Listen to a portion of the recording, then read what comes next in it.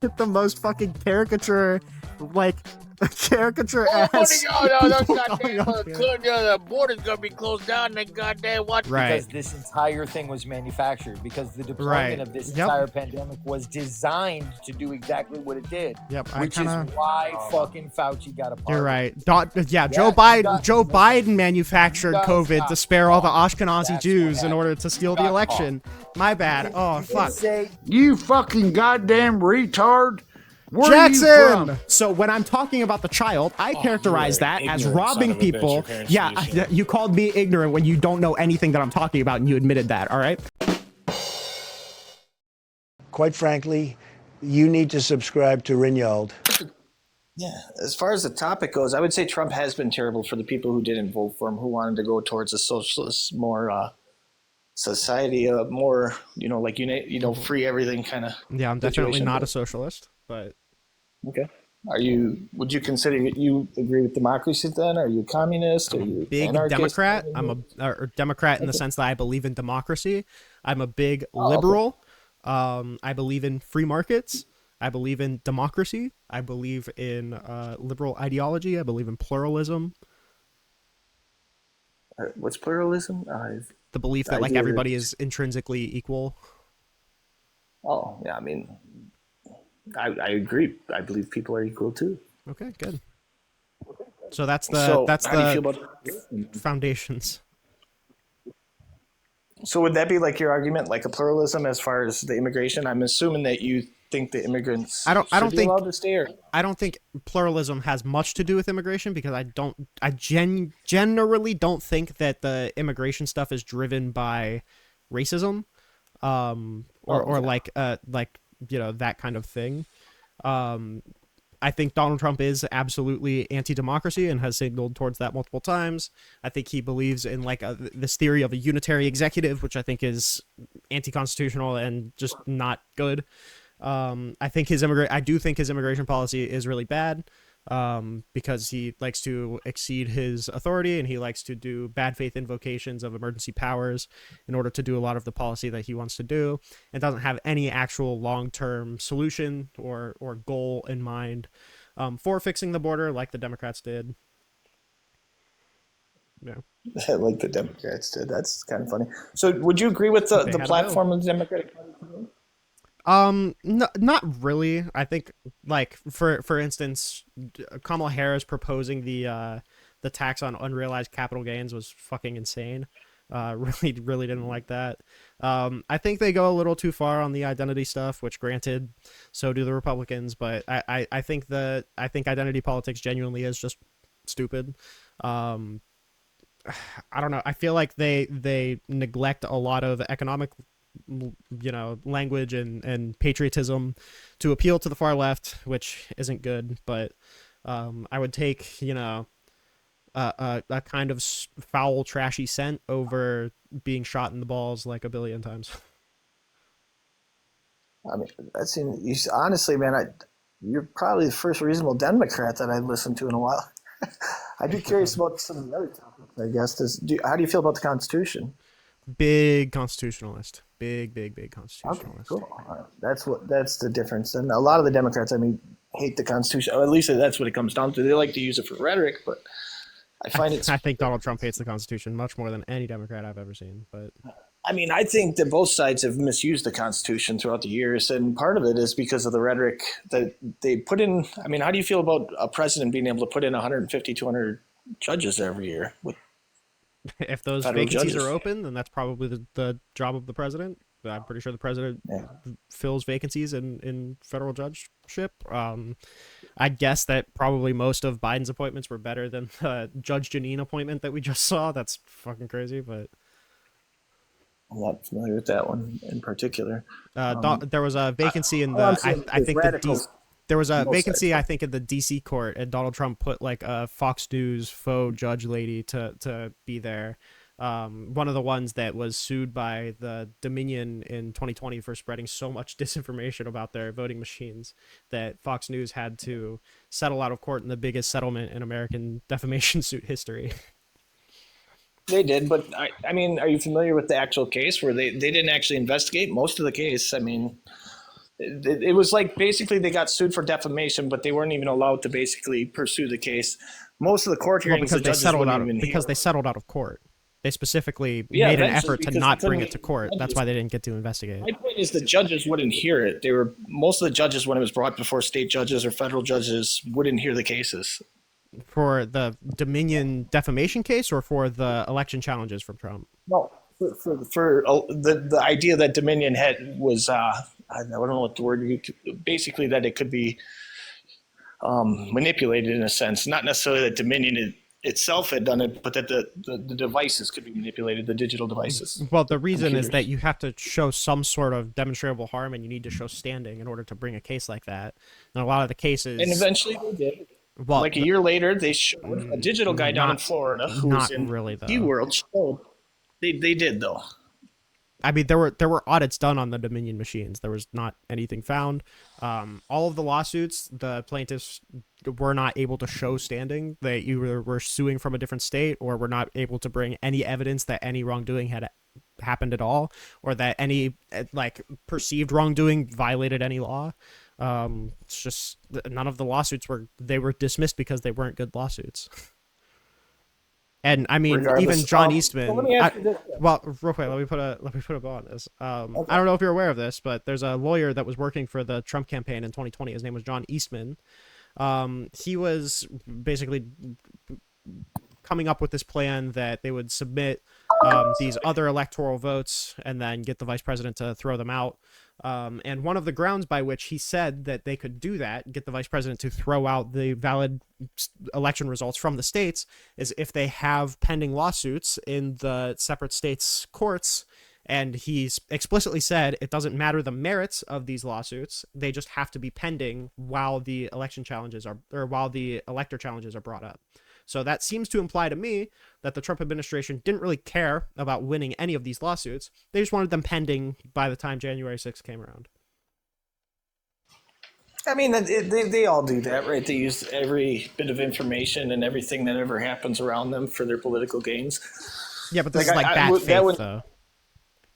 Well, I mean, I would say both parties are in bad faith all the time, like generally. Like, I think they lie to the Americans about what they're really doing. Like, for instance, do you remember the reparations thing where the Democrats were like pushing like heavy, oh, we're going to give reparations to all the African Americans in the country? I don't recall a heavy it's still push going for on. reparations, but I'm a younger guy, so maybe You it's don't- just outside of my time. But in my lifetime, I not don't that remember a long. heavy push for reparations. No. Yeah, like probably it was, I think it was the Trump Hillary thing during that. A lot of the Democrats were speaking on it. Like, so what I'm saying is it's rhetoric. They knew there was no way to push that because you got 83% of the nation that in one scale or another is not African American now paying taxes for reparations that are going to go to, 13% of the community. Yeah, sure, But but I what mean, I'm saying- so And it's now different. they're using it. Campaign promises, like, saying I'm going to end the Russia-Ukraine war on day one, are a separate thing than bad was a bad promise faith to keep. things to like as a contingency to go through with a illegal plot. But he It's tried a to separate fulfill thing. that promise, and I can prove it because our U.S. President Biden hadn't seen Putin or even gone to the table with him in over 3 years, and he did it within a month. Well, I mean, I'm sure the Democrats, if they were elected, if Hillary Clinton was elected, I'm sure they would have tried to do reparations. They just wouldn't have had any pathway to it. Just like Donald Trump is never going to end a war and negotiate out of what was it at the time, like almost 10-year long war, in a day. That's just a pipe dream. He couldn't negotiate the end of the occupation of the Donbass in his first term. So why would he think that an actual full-scale invasion could have been negotiated out of in a day? Because he was lying. Well, yeah, I mean, everybody knew that he wasn't going to stop a war in a day. A lot, I think, people hope because he had a good relations with Putin, though, so there was at least a chance. I mean, other than what the Democrats did, which basically, even during when the 2016 run, the Russians did this, the Russians did that. Well, our military stuff and I know DC's been hacked a few times over the last few years, so I guess my question for you then would be, like, if this stuff can happen, right, and our IT can be interfered with, don't you think paper ballots would be more reasonable for voting as far as than digital? I think this illustrates a problem with the Republicans a lot, is that they like to come up with solutions in search of a problem. We haven't seen we haven't seen any evidence of any electronic ballots being tampered with. There's Yes, so many checks maybe. in between. There's so many checks question in is, between, is and so many that security again, but measures you- that these people take. I don't know if you know this, Are you but avoiding- every Dominion machine, after they count the ballot, they keep the why paper are you ballot. avoiding my I'm not avoiding My the ballot. question- I'm not my avoiding the question question. We do about both. paper There's a and paper digital. every electronic vote gets a paper receipt. My whole question is, you can understand though, with all the things that have been hacked in our country just in the last 4 or 5 years, with all the major corporations that get hacked and everybody that does that, in person or in paper would make more sense than digital. Every right? I mean, electronic ballot prints a paper receipt. It has there's yeah, but you then can they you can use see the they use the history. USBs to register them, right, and document them, right? They use what to document them? The USBs, They use the USBs to blocks. document. They're like they're not, I don't know if they're USBs, but they have the board that they came and got. That's how they collect all of the data files on it, Oh yeah, sure. like in the machine. Uh-huh. That's what I'm saying. So that's what I'm saying. Like Has there paper been- may not be as Well, if what's your claim then? Are you saying that like the people who are collecting the data are manipulating it? no. What I'm saying is if the digital world, which we know can be hacked, which we've had a ton of stuff hacked just within the government. If it can be hacked, we should just stay away from it and do something that's handwritten, like let people sign paperwork. This is just it is truly just a solution in search of a problem. There hasn't been a demonstrated problem with this. These voting machines aren't really hackable. I'm pretty sure most Dominion people say that the only way that you could hack a Dominion voting machine is ignoring with a physical future entrance into problem the machine. by saying it hasn't happened yet, though, right? Isn't that what you're doing? You're just saying, well, it hasn't happened yet, so we don't need to worry about it.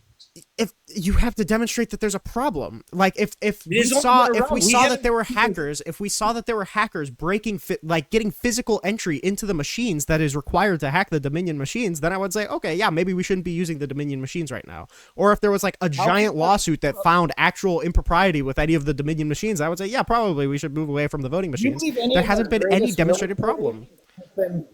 Do you believe we've had any IT issues with any of our like CIA, FBI people have hacked their systems? Yes, there's obviously been IT issues, but the CIA and FBI systems. Wait, hold on. The CIA and FBI systems are completely, substantially different than the Dominion machines. It's like saying, "Oh yeah, don't you think instead of using a microwave, I should just cook it by hand because the microwave could get hacked?" It's like that's not how it works. So you don't believe that anything, conspicuous happened during any of our elections, but we somehow lost 40 million voters between 20 and 24? No, I mean, again, this is just speculation. There were much more incentive for people. There was much more incentive. There was much more incentive in 2020 for people to vote than 2024.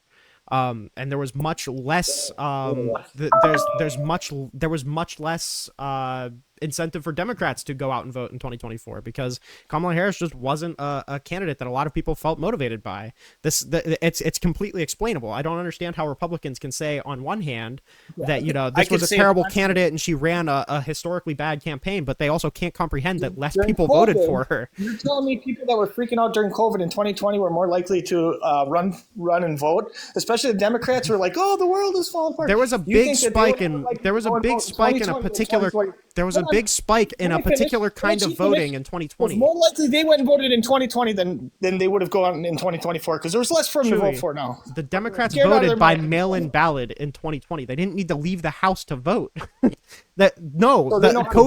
COVID motivated people to vote more because they were off work. There was more public messaging in regard to mail-in voting. I mean, that's your opinion. I think it's no, that's not my opinion. That's obviously what's true. It's your opinion that somehow the entire 2020 election was stolen. It's your opinion that somehow it's your opinion that the entire 2020 election was stolen, even though there's not a shred of evidence of it, even though there's not any hacking, even though the theory that you came up with that the Dominion machines were hacked isn't even conceivably possible without physical entry into the machines. Completely around if you thought they could be hacked, and you're like, well, it hasn't happened yet, so don't worry about it. You need physical access to the machine. Chewy, you just don't understand how these machines work, and it's really easy to get scared about a mysterious Are they system. built by? Did they run through the same Isn't there, technology that IP and our security and stuff does in like CIA, FBI? Same shit. No, they just don't. a different computer. No. Yeah, they do. No, Okay, when they don't. take all of the boards back or whatever Again, they take from this is why I made this. This is why I made this comparison. It's like, don't you feel like your microwave could get hacked because your computer can? No. Are you comparing our voting machines to a microwave?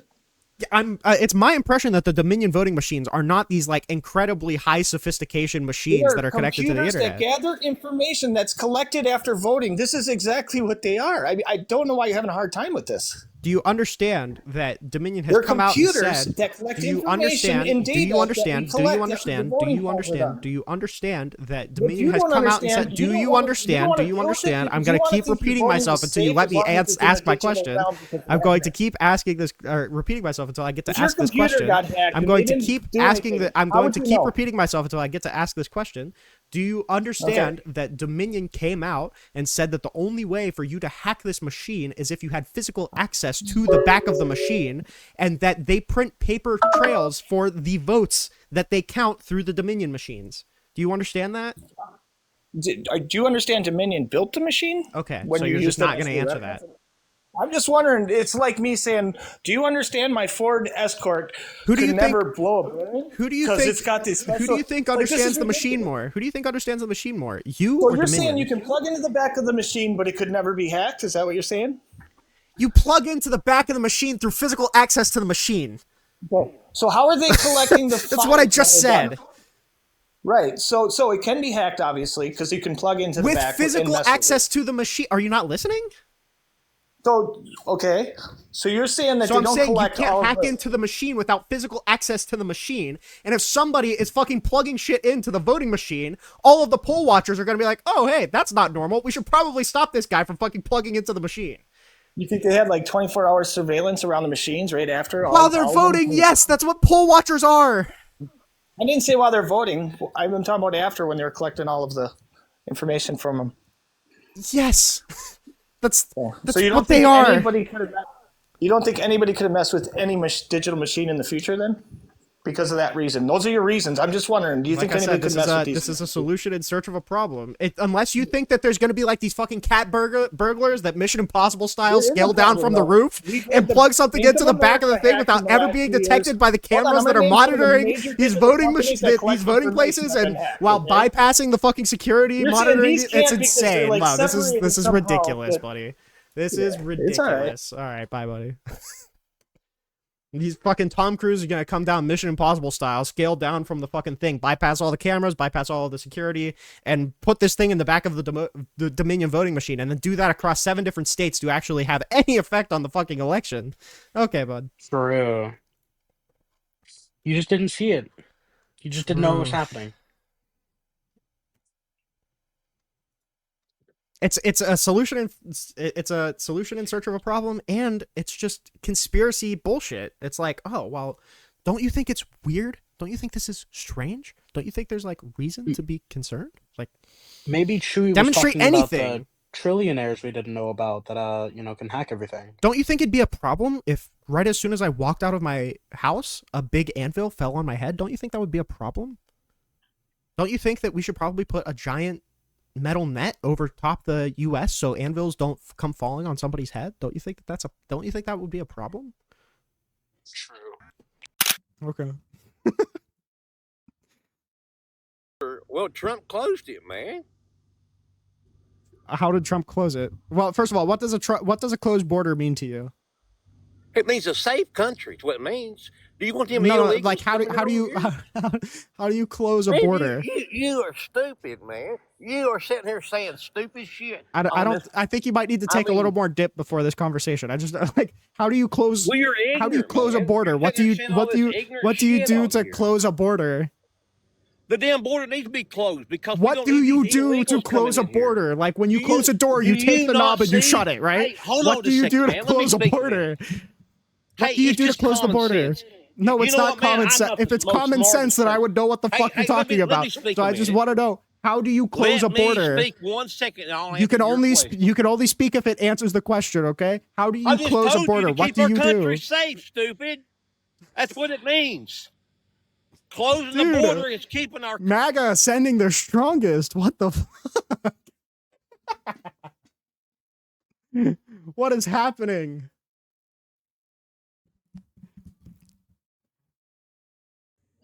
Hello. Hey, I'm just here to like watch all these fucking mega idiots lose their minds, man.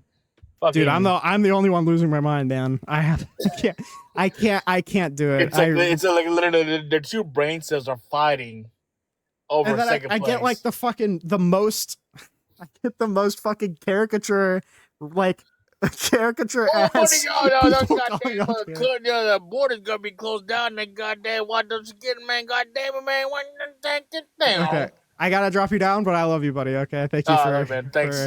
thank you. I don't know what to do. It's okay, that's one. How's it going, buddy? Good. How you doing? I'm going insane. I'm not gonna lie to you. I keep getting gaslit. I'm having like the craziest characters pop up here. I don't know what to do, man. Are you trying to have actual intelligent conversations? What's your goal? I would love to have actual intelligent conversations where we go through any particular topic and we go in depth on it, but I can't. I Okay. really just can't. Oh, you can't. I believe that. Not with these people. No. Okay. Well, do you want to argue the semantics of what a closed border means, or do you actually want to talk about issues? I want to know. So, if somebody voted for Donald Trump to close the border, I want to know how you even successfully do that. Because you if put the they're military on the border and you put barbed wire up and you close the border. Does that make sense to you?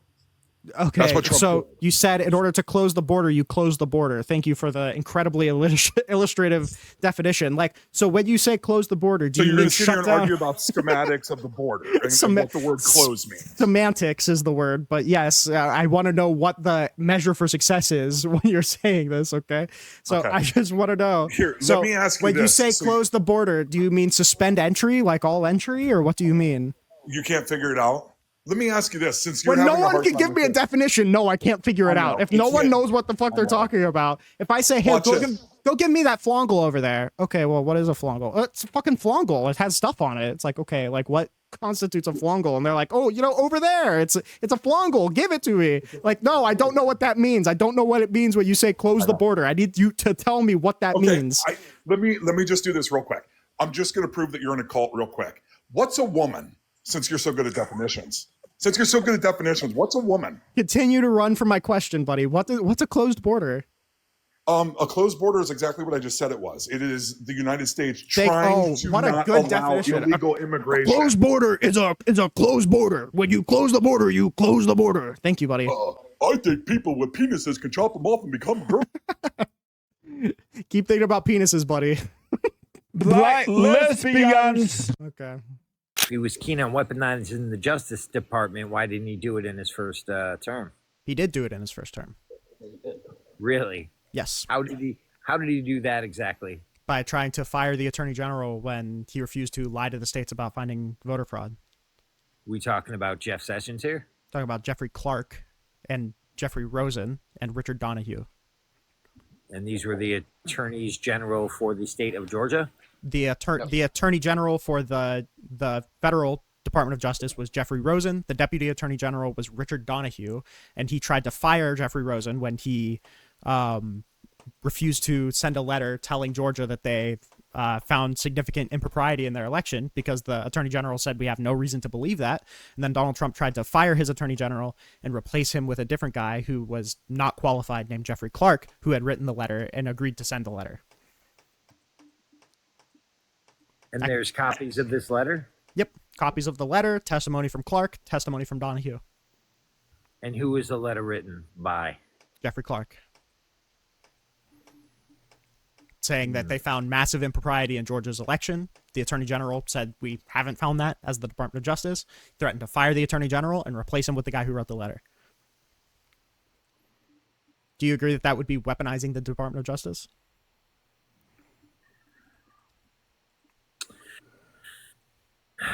Who would the weapon be aimed at? It depend. It would depend on your interpretation. I mean, it could be against the voters because they were trying to illegally or incorrectly pressure the states to decertify. Could be targeted at the states because they were pressuring the DOJ to send fraudulent letters accusing them of widespread election fraud. It could be targeted at just Democrats in general by robbing them of the or attempting to rob them of the earned election victory. I would say the strongest argument is probably the voters, though, by claiming that there was massive impropriety in their election when there wasn't. The country sounds more dramatic than the voters. That's what you want to use. There's a lot of targets to this kind of thing, though. It's definitely no good. So you're saying that Trump manufactured evidence, or he affirmed existence of evidence? He was trying to get the attorney general on behalf of the DOJ to tell the states that they should decertify their electors on the ground that there was massive impropriety in their elections. The claim being that COVID irregularities caused these issues, mail-in balloting, et cetera, et cetera? Yeah, sure.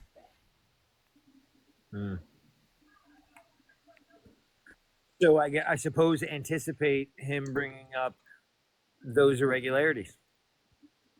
I mean, it wouldn't matter. I mean, the attorney general directly told him that the Department of Justice has no info on there being impropriety in Georgia's election, and he tried to get the DOJ to go against that determination and lie about it.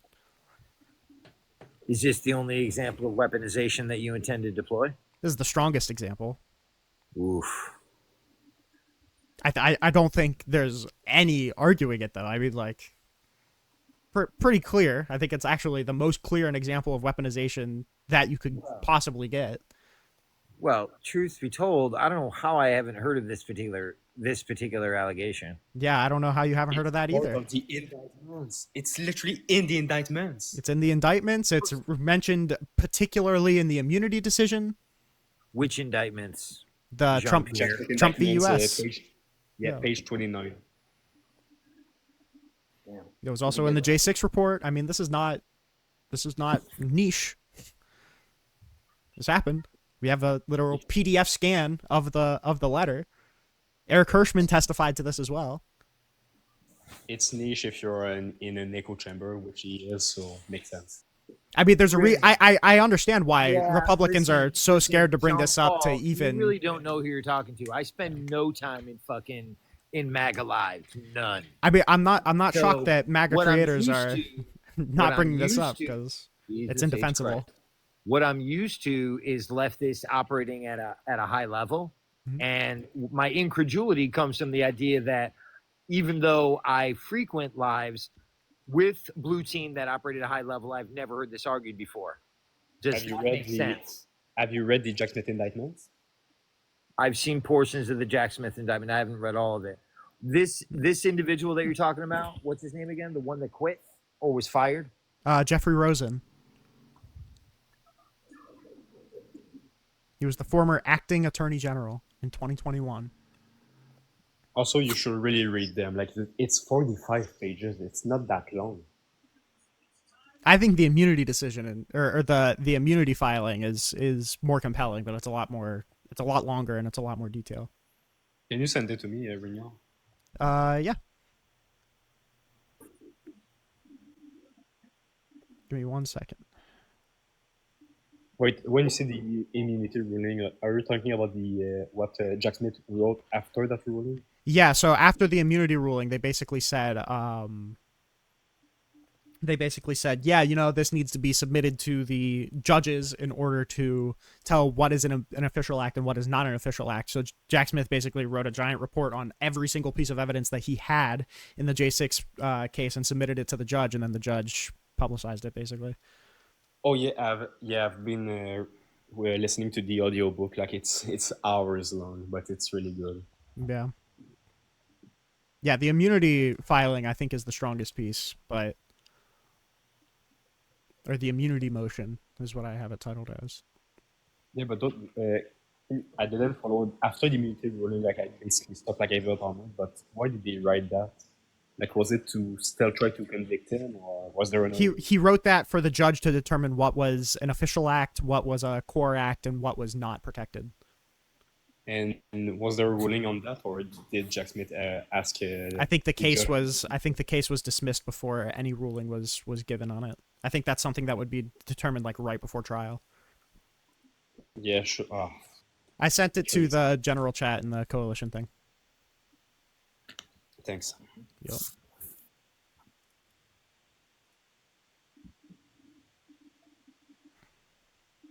You know, a point is strong when I know Brendan. He's a relatively smart guy. You know, a point is good whenever the answer is like unaccountable Googling. I don't know. Well, no. Well, first of all, first place I go is Wikipedia. That's the first place I go because I want to hear every bit of crazy. Is this Jeffrey A. Rosen we're talking about? Because I see here I don't know his middle at initial. the top, Kirkland Ellis in '82 became a partner in '88 at age 30. Yep, Jeffrey A. Rosen. Yep. Litigation for major companies like GM, AOL, Netscape, Mhm. Marriott, and others. Wow. Yep. And then December 14th, 2020, it was announced that Rosen would become the acting attorney general after the after Barr's resignation. Okay. Yeah, this is interesting too. After his public service, he returned to Kirkland Ellis in 2009, 2017, moved to the Department of Justice, Deputy Attorney General from December 24, 2020. Ooh, actually, if you read the acting attorney general section in his Wikipedia page, it goes into depth about it. That's funny. Cool. Yeah, well, yeah, that's what I'm looking for. Go to the acting attorney general section of his career page. As of July 2021, he is a non-resident fellow with the American Enterprise Institute.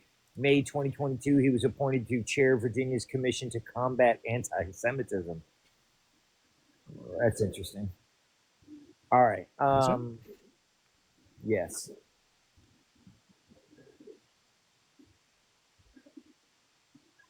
He was Deputy Secretary of Transportation. Yep. I'm curious. If you want to research it, why not start by the indictments themselves? Okay. Listen, I gotta go pee real quick. Listen, I'm gonna eat a quiche the way I want to eat a quiche. You can pick that shit up and slather it all over your face, but I'm gonna go ahead and use a knife and fork. All right? I'm just Is that giving all right tips, buddy. Is that all right with you, I'm trying Frenchie? to save you time. I just want you to sure. save time.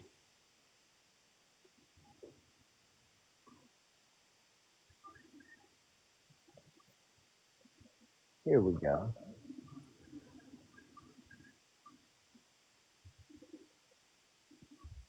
Trump asked him to file Justice Department legal briefs supporting lawsuits against the election results and to appoint special prosecutors to investigate unfounded allegations of voter fraud and accusations against Dominion voting systems. Rosen declined, saying that the department had already investigated and found no evidence of widespread voter fraud. However, Trump continued to press him, and acting Deputy Attorney General Richard Donahue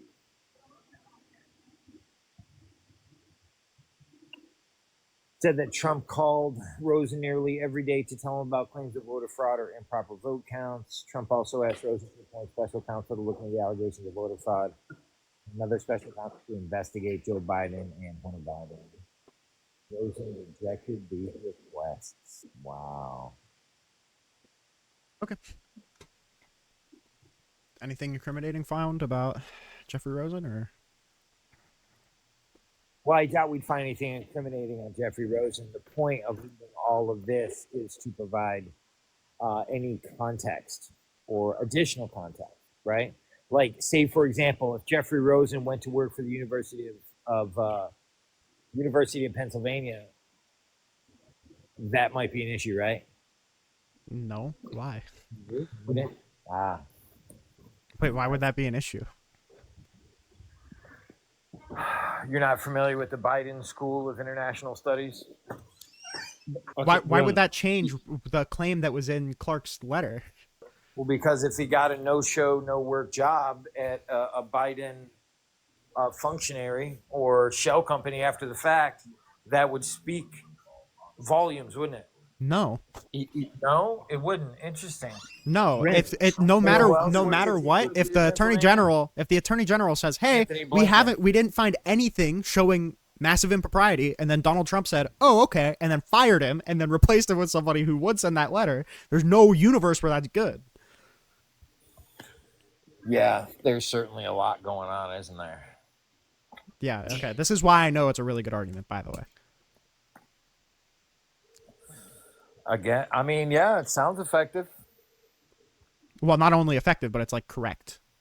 And it's like worse than any other example that you could give me of like weaponization of the DOJ. Is it? Yes, Is it though? easily. Is it? You don't think the document issue is a slam dunk, considering how serendipitous it was that while they were trying to make a case for documents against Donald Trump, turns out Joe Biden had also taken classified documents. Yeah, the problem was willful retention, wasn't it? No, the problem was the magic wand of intent. That y'all that's the willful part. deploying. Yeah, sure, that's the willful like Hillary part. Clinton has her own private server. Oh, Yeah. but there was no intent. Okay. But when it comes to Donald Trump, every bit of intent is there. I mean, the entire E. Jean Carroll. Well, I case mean, yeah, when Donald Trump Trump literally says, "Yeah, I didn't declassify this when I was president," that's like direct evidence of a guilty talking mind. about, bro? You can't admit character evidence to court. But like, do you acknowledge that it's infinitely more of a guilty mind than you could ever prove for Joe Biden when Donald Trump says, I didn't declassify this when I was president like I should have, but here it is anyway, and it's plans to invade Iran. Yeah, listen, there's a laundry list of reasons why Trump won. Oh, okay. And racism and sexism are not even in the top 10. Gotcha. Okay, so that's, again, our argument vindicated. Just pivot off onto something completely unrelated in order to get away from that. That's fine. No, I'm not. That's fine. I'm trying to tell you, that's not what I'm saying. What I'm trying to tell you is that this is certainly going to be an uphill battle, certainly in light of the facts that he's going to bring to bear for weaponization of the justice system. Grignol, I think he lost his way. Yeah, I think this guy also lost his way. Okay.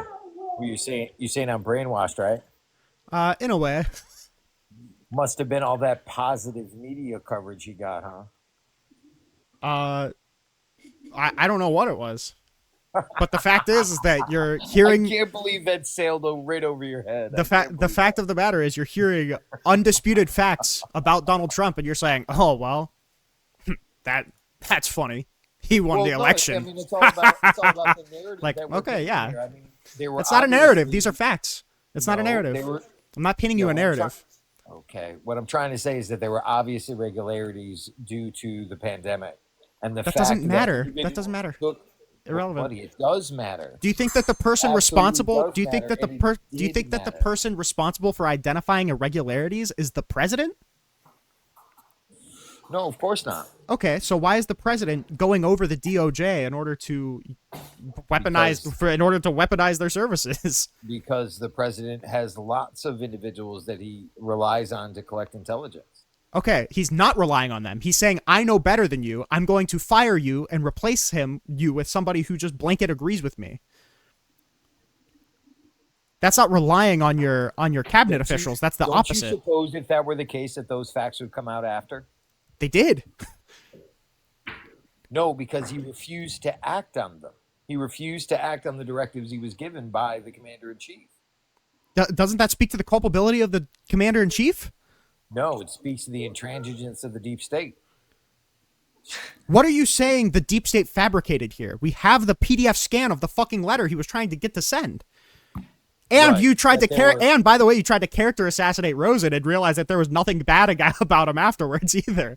So, I mean, that's even funny. Like the discrediting that you tried to do retroactively also didn't work. This is like a perfectly reputable person, reputable enough for Donald Trump to appoint him. Both the deputy attorney general and the attorney general both made this accusation. The deputy attorney general even wrote down on a napkin during a phone call with Donald Trump that he said, just say the election was corrupt and leave the rest to me and the Republican Congress people.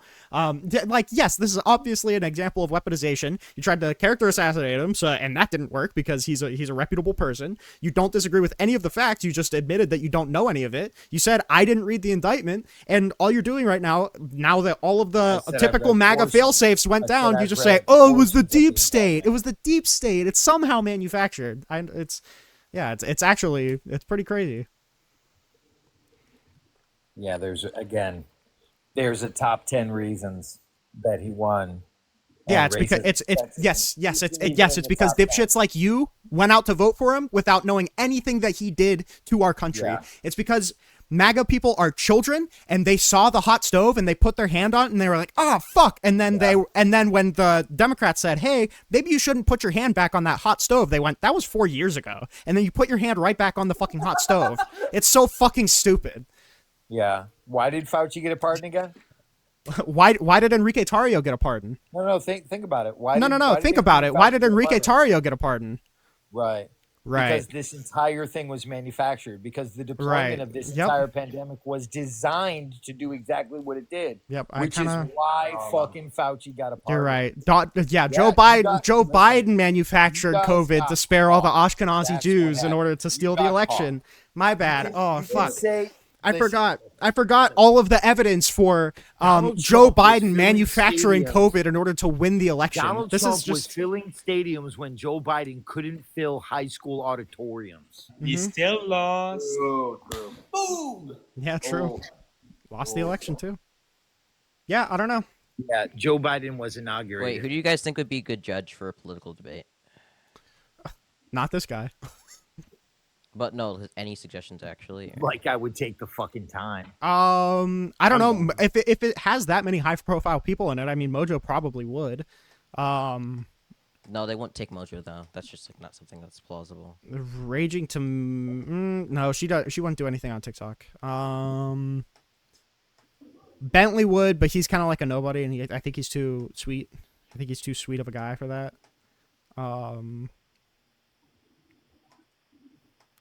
I don't know, man.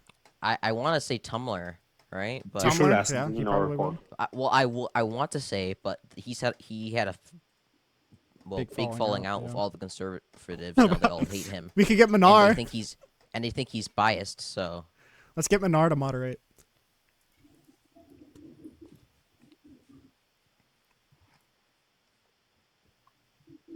maybe just like no judges. Maybe just do a debate. Like free for all. Oh my god. It'd be content. I mean, fuck it. Oh no, we do need a moderator though. What's the debate over? Like, wait, hold on. How far are you? Are they agreeing, or are you agreeing, or No, are I'm you just just like writing. formulating? I'm writing out. I'm just like writing out things for ideas. Okay. Do you understand that potential. there's like a snowball's chance in hell that any of these people agree to this? Well,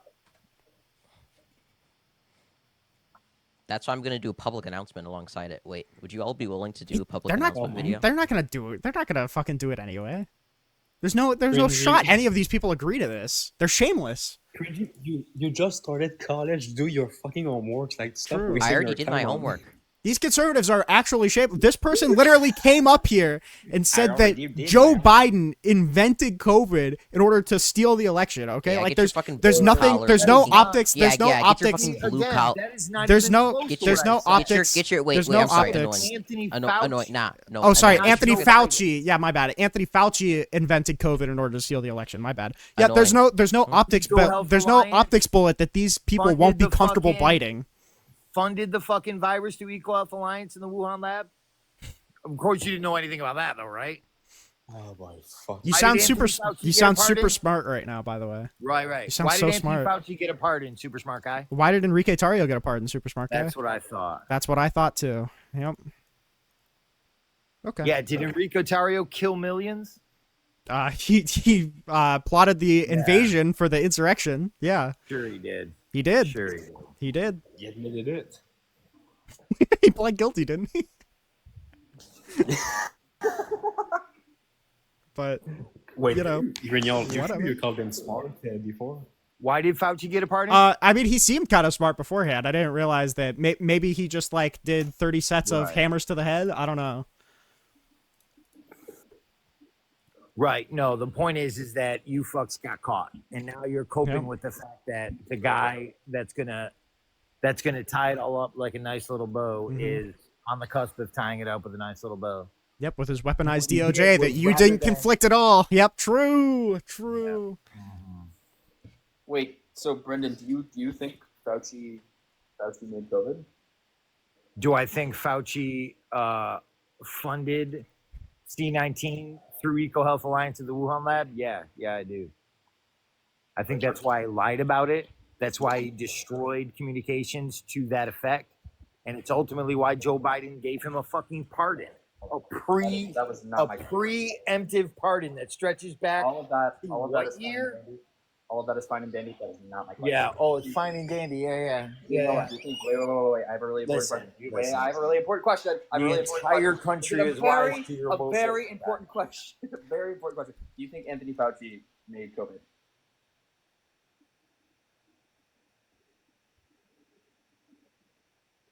You there? Stand by. All right, Renewal. Okay. I just got a concussion yesterday. According to my math, I need 17 more to have my IQ matching MAGA so I can communicate with them. Because right now it doesn't. That's the way. Yeah, we all just have to concuss the fuck out of each other. Night hurts so fucking bad. I was actually dying in the ER last night.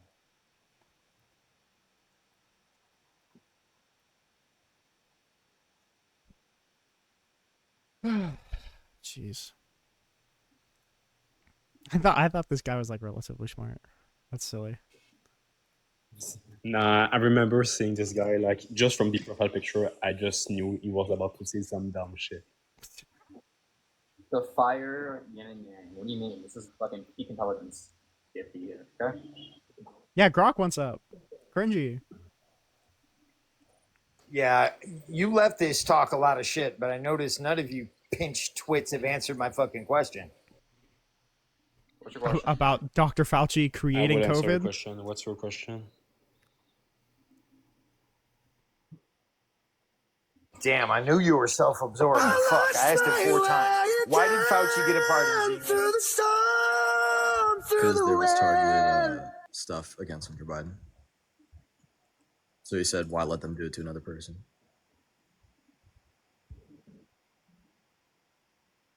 He weaponized the DOJ. That's why. Right. Yeah, true. Why? What was them? Like, it's obvious that Trump was going to do lawfare against them. It's totally possible that it can be done, but it wasn't done. You have no evidence of it. They know all the tricks because You have no evidence of it. I have evidence of mine. You have evidence not of yours. That's fine. Oh, and by the way, the best killer to that is name one person that he's brought to justice for weaponizing the DOJ in this way. Now that he's the president, name one person he's brought to trial for their, political biased cases they brought against Republicans, right? Why isn't he bringing these people up there, and why isn't he making their trials a massive political thing? Because that's you draining the swamp. That's you getting rid of the deep state. Why are these people still there if you know they're there and you know who they are? Like, a lot of them got pardons, number one. Bro. Do you think Fauci weaponized the DOJ? He did, actually. I'm saying that a lot of the individuals Why didn't Merrick Garland get charged? Why didn't Merrick Garland get charged? Well, it's only 6 months into the presidency, isn't it? No, it's like 9. But he's too busy. Okay. Yeah, a human child could have been born in the time that it took your fat president to do nothing. Your president too, leftist. True. Yes. Okay. Yeah, I don't know. Man. Wait, can I run my script, my boy? I want to run it. You can, but this dude is like the ultimate conspiracy theorist, so he's just gonna call it money laundering and then just hit himself in the head with a forehead again. I know, because he's like 40 IQ, but then I'll put some like post-it notes up to make sure that he actually has to behave like a human. So, all right, brother, what's his name? Brendan Rose. All right, I got a question for you, Home Slice. Do you think it's acceptable that at this moment in time, over 380,000 people have been unalived, according to a study by Boston University, as a result of the cutoff of USAID to sub-Saharan Africa and other impoverished places? And the expected number after 2030 is to be 14 million dead, 4.5 million of which are children under the age of 5 due to preventable diseases. Yes. You think it's a good thing? He didn't stutter. He did say yes. He said that full-throatedly. Honestly, I kind of respect that. You're kind of like attractive for like doing that. I'm just a little bit like turned on. Yeah. Okay. Good script, buddy. Does he have anything else to say? Like, what do you say in response to that? When he says yes, like, what do you do? It's kind of like you had like the question. It's like, what is 2 + 2, sir? And they go 5, and then you're just sitting there like, oh shit. Yeah, Listen, that's it true. was it was one thing when you leftists feel that you're entitled to whatever the federal government can give you, but when you start Yeah, our leftists are you dying start African saying that starving other children. By the way, people who these are the aren't entitled in children, the are dying fucking starving countries Africans. are entitled to tax leftists. dollars. Hey, Brendan, just That's when I have to. Yeah, can you fucking shut laugh up, at fat you. ass? What, you got anything else to say? Dying fucking starving Hey, Afrians listen, are the dick sucker. entitled leftists. Listen, pole smoker. Doesn't fucking matter. They're not Americans. The American Oh, taxpayer okay. has to worry about Americans. Do you have a child? Do you have children? Yeah, I do. I have 2. I Not wish kids it was in them in that Uganda, case, so that you would not kids develop in the Ivory heart. Coast, not kids in Tanzania, not kids in Libya. Do you understand? Are kids in Libya people? I wish it was your kids. I wish it was your fucking stupid. Jesus. demon-spawned Okay, losers. cringy. Can Lock we kick in. this guy, lock by the in. way? No, we have Can to we kick both this of fucking them. guy? I hope No, they we get have to to kick break both all of this. them. Kick both of them. Kick both of them. Kick both of them. No, don't kick me. I'm right. Kick this. No, we have to Leave kick. me That's TOS. That's TOS. Justin, how's it going? Yeah, I'm good. How are you? Not too good, but it's okay. Not too good. Why aren't you doing too good? Because I'm having a lot of people voting for the insurrectionists and then coming up and refusing to talk about it. Why do you think that so many people voted for Donald Trump this time around? Because I think he was really good at controlling what the media covers. Nobody was bringing up January 6th around the election. Nobody was talking about how he wanted to give them pardons. And they were talking about Haitians eating cats instead, or about, if Tim Walz was lying because he said that he went to China on a month that he didn't go to China. And we were actually avoiding all of the actually hard questions. And the mix of, inflation is a really hard hill to climb. Harris didn't have a full campaign, so it was really hard for her to win voters over. There was a lot of things. Yeah, but I mean, what you basically just said is why the Democrats didn't win, and I'm asking you, why do you think Trump won? I think Trump won by extension of the Democrats not winning. Okay, so here's my position. First, let me tell you this. I voted for Donald Trump. I literally don't care about Donald Trump or any politician. Mm-hmm. I'm not MAGA. I'm not a Trumper. I'm not a Republican. I'm not a Democrat. What I voted for was the lesser of two evils. And here's the thing. There's 3 things here. Now, I can't match you I can't match you as far as documents and pulling up laws and everything, because obviously this is what you do and this is not what I do. But I can tell you as an American voter, 3 things this came down to. Mm-hmm. And in no particular order. 1, the border. 2, the economy. And 3, the LGBTQ. When you have a party that is encouraging men to play in women's sports, when you have parents that are so far left that they are encouraging their children that they could switch genders, most of American people find that to be more cultish than MAGA. It seems way too far, and my position is that the far left wingers are the ones who put Trump in office. Okay. Do you think any of that even holds a candle to how bad it is to rob millions of people of their votes? Yeah, I absolutely do. You're encouraging boys to cut their dicks off. Trans people in sports is as bad as Donald Trump trying to rob 7 states of their votes? Absolutely. Okay. So would you support a dictatorship if it meant that trans people weren't allowed to transition? I would never support a dictatorship. Okay, but do you agree that it's probably a step towards dictatorship to allow the president to try and usurp democracy? I don't think it's no more big of a dictatorship.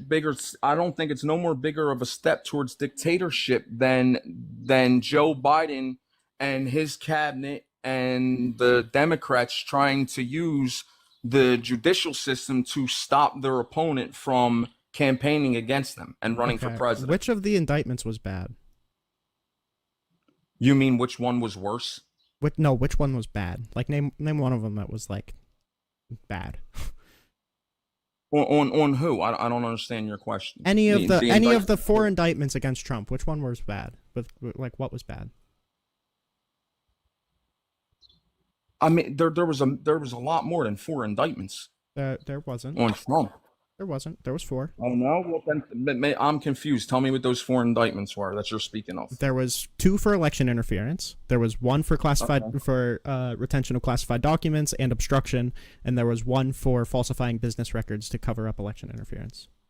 Oh, okay. So I thought you were talking on a grand scale of things about how many times he has been charged with something. No, I thought you were bringing up things that have to do with sexual assault and all those allegations as well. Yeah, those were civil. Okay, so on those 4 indictments, they're all bad. But I'm sorry to say this, but not the last guy, the previous guy that you had on, I think he's right. American people don't care. Okay, I'm not asking this. Notice that the title of the stream isn't "Does the American people care that Donald Trump is evil?" I'm asking, why did you feel justified for voting for somebody that tried to rob 7 states of their democratic voice, to steal the election? Okay, let me make this very clear for you to understand. What he did does not affect every American citizen's life, including mine. But it does affect Georgia's, it does affect Michigan's, it does affect Pennsylvania's, it does affect Nevada's. Right? Okay. Because he was trying to rob them of their votes, right? Open borders, the economy, that affects every single person in the country. Does the idea of voting for the president not affect the whole country? Does what? Does the idea of getting your election stolen not affect the whole country? Of course it does. Okay, so Donald Trump was trying to steal the election in 2020, right? He was trying to pressure the vice president to decertify electors. Okay, he was trying to overturn the rightful results of the election, right? And you voted for it. Did it work? Did it work? It was close. But I didn't ask you if it was close. Did it work? Nope. It's a yes or no question. No. So my question is, are you okay with with voting for somebody that tried to do that? Did Biden win the election? Yeah. Then that's all that matters. That's not all that matters. Is it okay? Wait a second. You're asking me, is it okay that Trump tried to steal the election back? No, it's not okay. Not back. He tried to steal the election, period. Okay, he tried to steal the election. We're playing semantics now. He tried to steal the election. Yes, it's bad. But the reality is he failed and Biden won. So if Donald Trump, 5 years ago, if Donald Trump said on the campaign trail, "I want to kill all of the black people in the country," would you say like, yeah, but he's not gonna do it? No, I think he deserves to be put in prison if he was to be serious and mean that. Okay, so if Donald Trump took legitimate steps to overturn the results of the election, do you agree that he should be in prison? If he took legitimate steps to overturn the election, should he be in prison? Yeah. Is that what you just said? Mm-hmm. Yes. Okay. Yeah, absolutely. Okay, so he was indicted, If it could be proven beyond reasonable doubt that he's guilty of doing that. Okay. We're getting somewhere. Okay.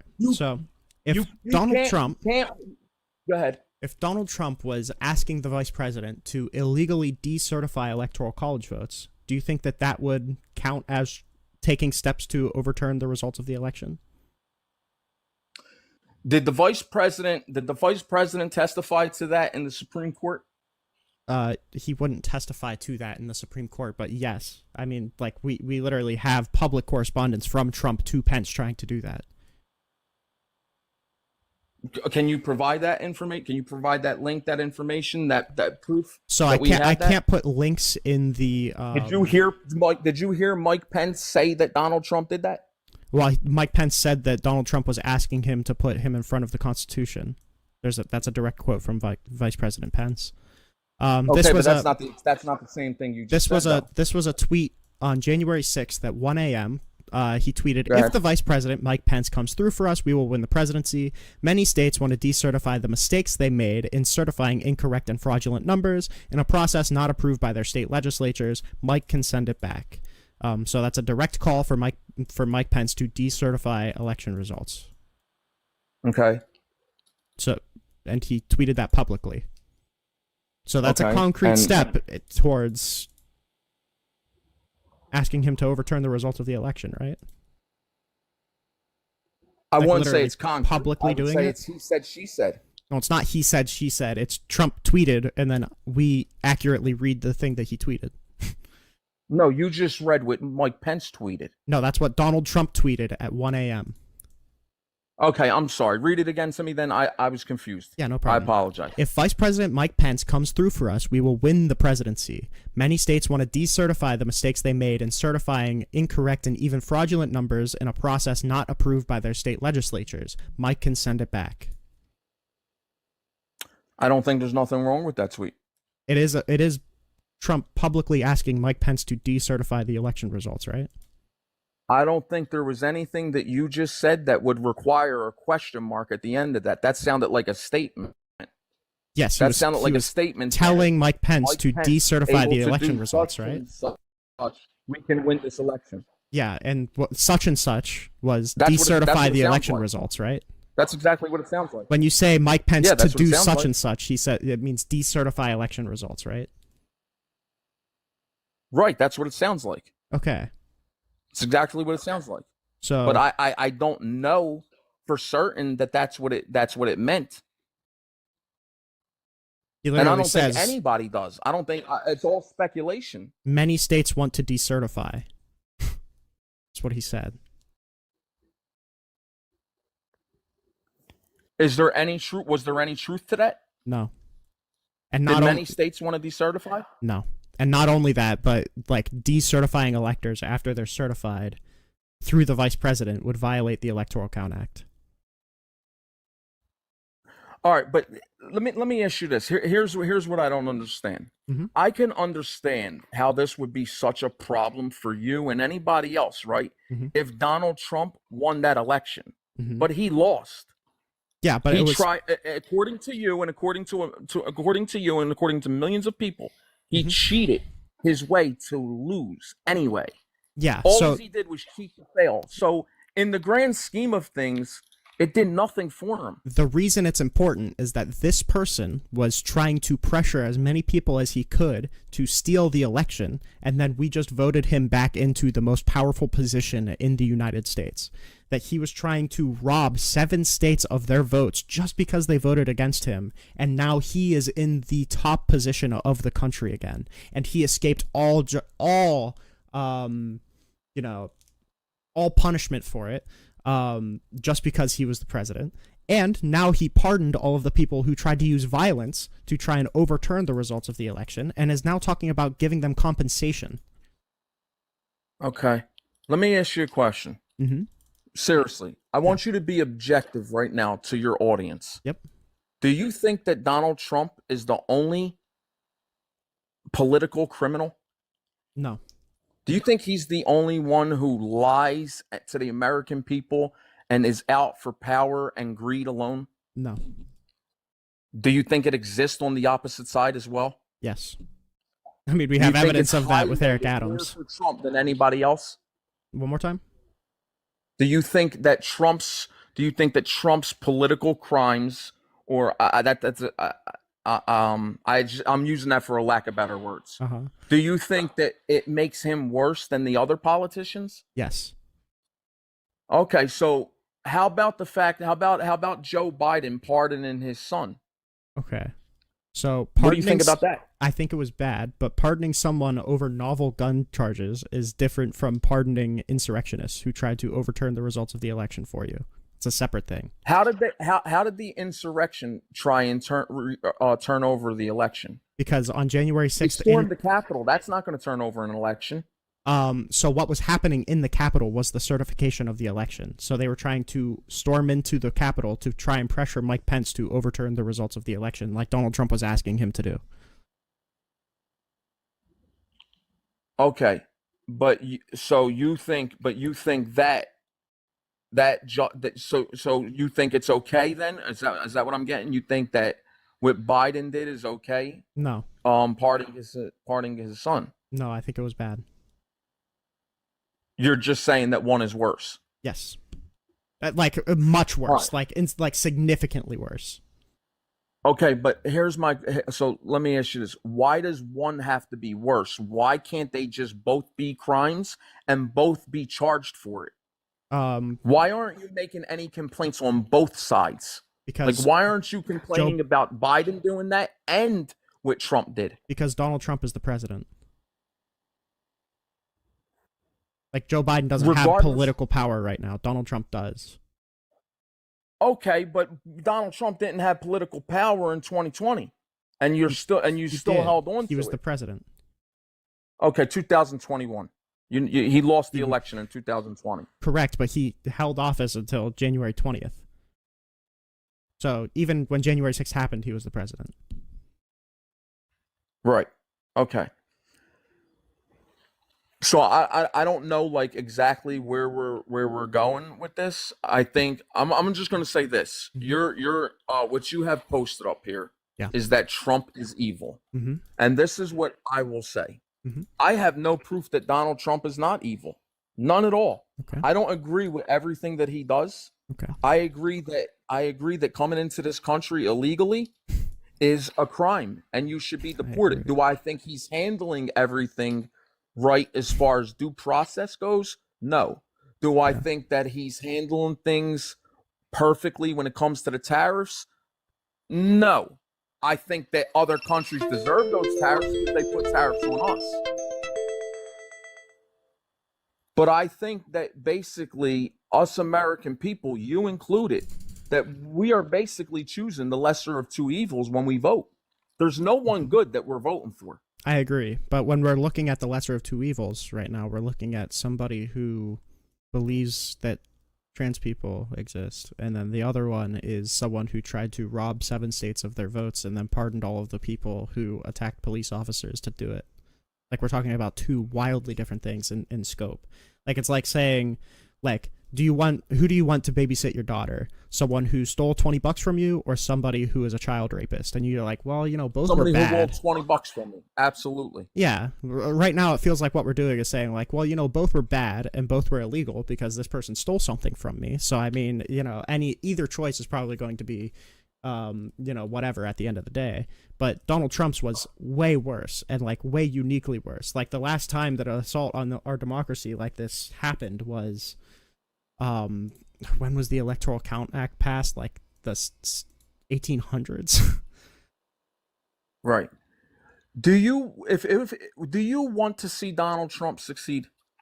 Yeah. Well, it depends. Or if we're talking about his like goals of success, then no. But I mean, I hope that he has a successful president, and I hope that he helps the American people. But I just have very little faith that he would. Okay. But if he did, what would you do? Like, so, all right. So basically what I'm asking you is I've come across a lot of people that hate Donald Trump so much, and they despise him so much that they long for his failure. And I don't understand that because then that would mean the failure of our country. I hope that he fails in starting a war with Canada. I hope he fails in illegally deporting people. But I mean, I hope, like, if he can help the American people, that's good. I mean, I think he's going to have a very difficult time doing anything good enough to account for the crimes that he's already done, and the pardoning of the people who helped commit those crimes. But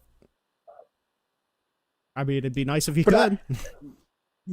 When you just said just now deporting people illegally, how do you they're illegal people?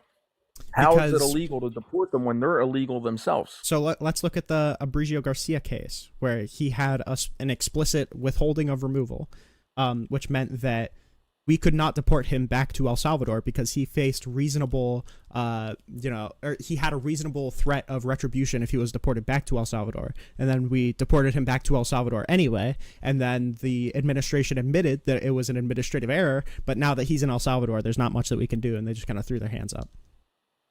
So that's like an illegal deportation. And they even admitted that it was an illegal deportation. But they just said that we can't do much about it. But let me ask you something.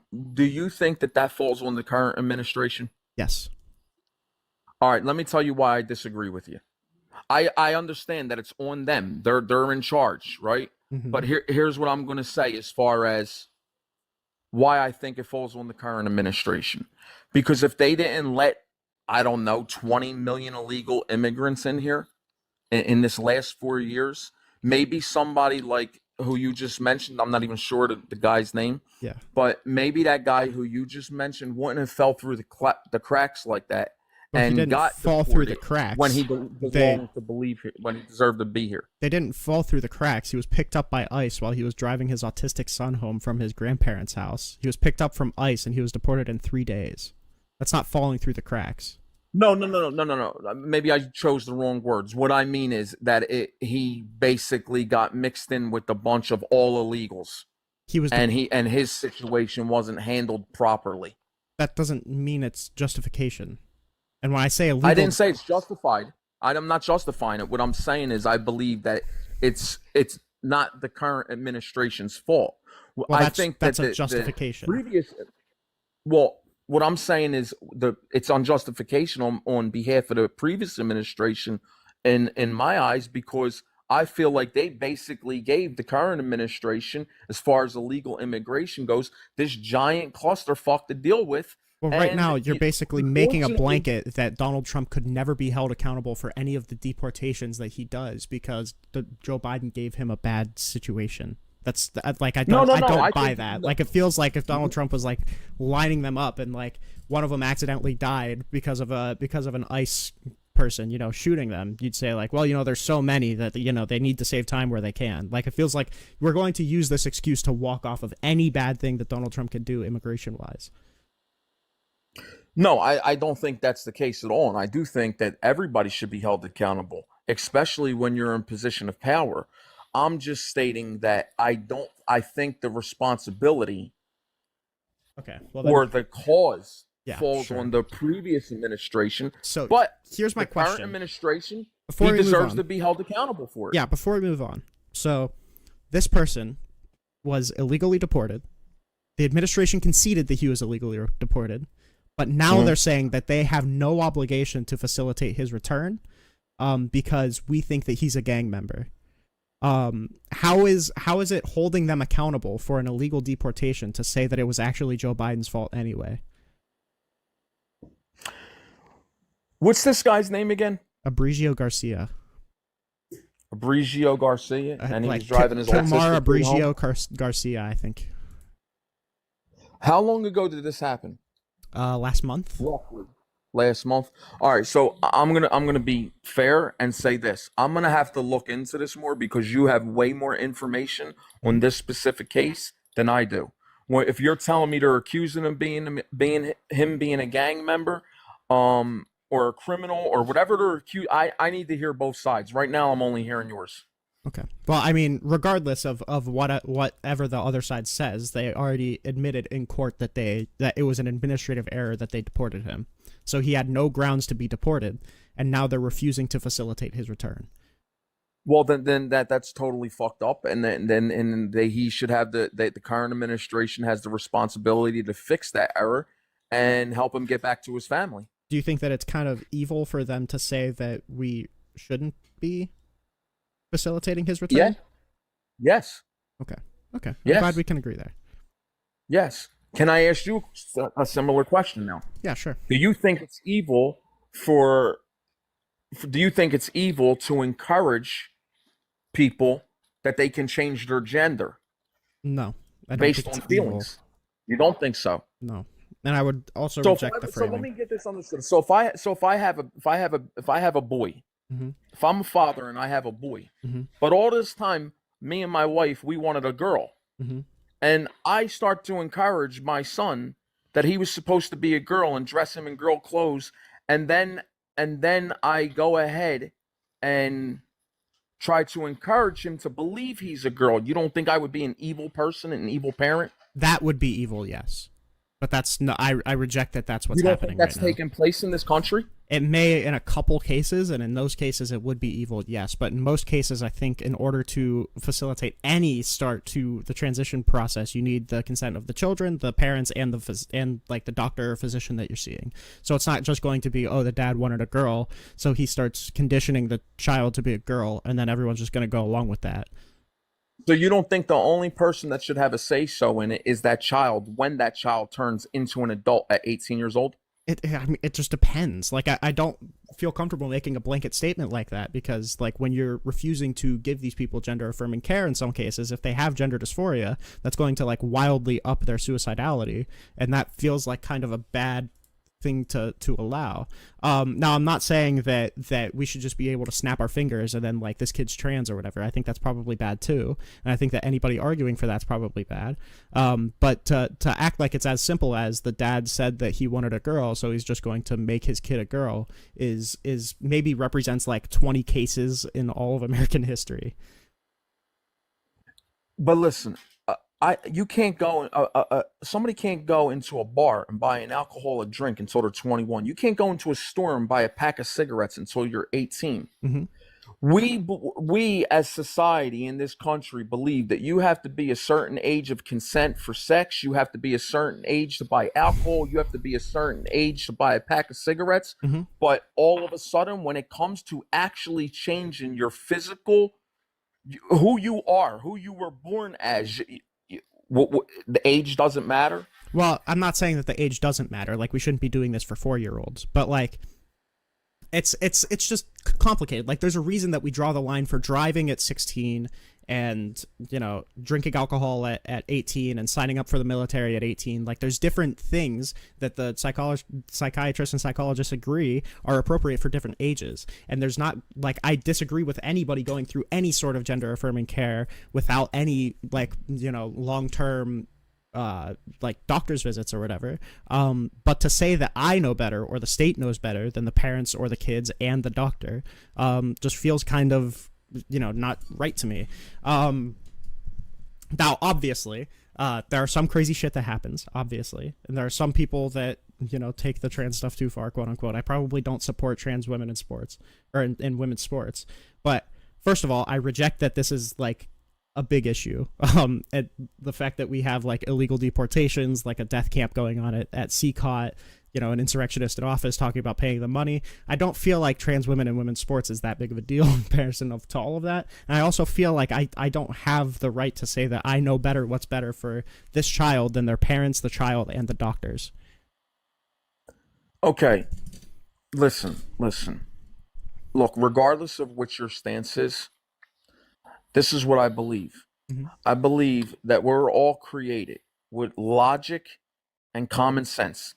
And whether you want to admit this right now on TikTok Live, Mm-hmm. but I'm sure deep within your heart, you know that the facts are there are only men and women. Mm-hmm. So you do know better than the parents, the child, and the doctor if they are telling or they are encouraging in any shape or form that anyone can be switched from a woman to a man or a man to a woman. You absolutely do know better than them.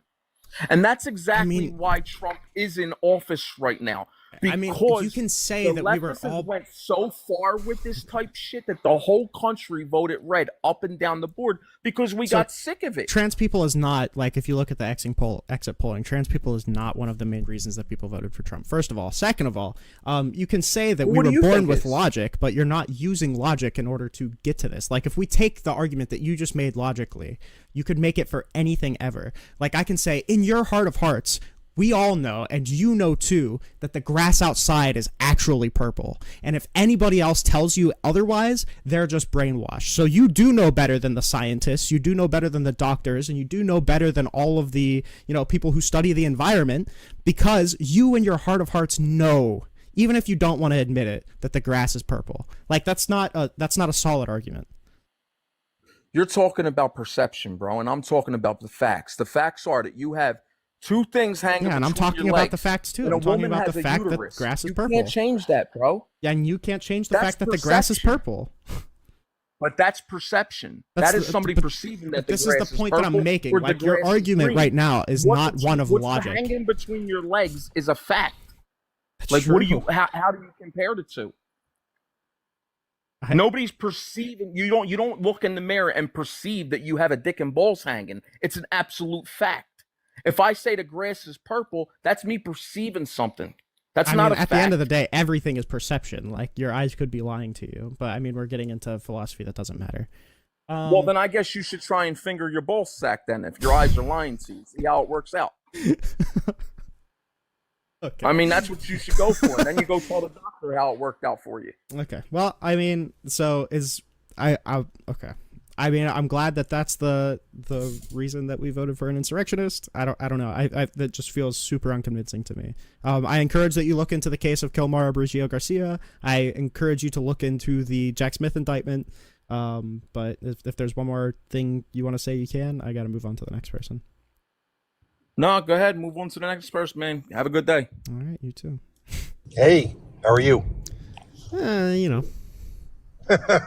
Hey, it's Friday. True. Hard to be too upset about that. Exactly. So are you an agreeer, disagreeer, Trump supporter? What's up? I am a Trump supporter. Okay. And I guess the only thing that my biggest question is, with everything that is being brought to light, why aren't people more upset about that? I mean, you have a lot more Democrats focusing on Elon Musk and Trump for what they're doing versus what's being brought to light. I just don't get it. I'd say there's two parts to that. The first part is the way that they're getting the information that they're purportedly getting, I think is really bad and probably violates a couple laws.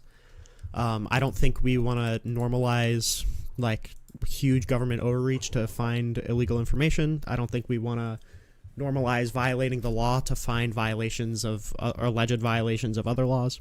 And then the second part is that there's some questions about even the reliability of the information that Elon Musk is putting out right now, because it seems like the only thing corroborating any of this information that Elon is putting out is the fact that Elon put it out. So there's not really a whole ton backing him other than just taking Elon's word for it, which I am not super keen to do. And then also it seems like there's some legal, let's say, questionability about what's going on right now. Okay.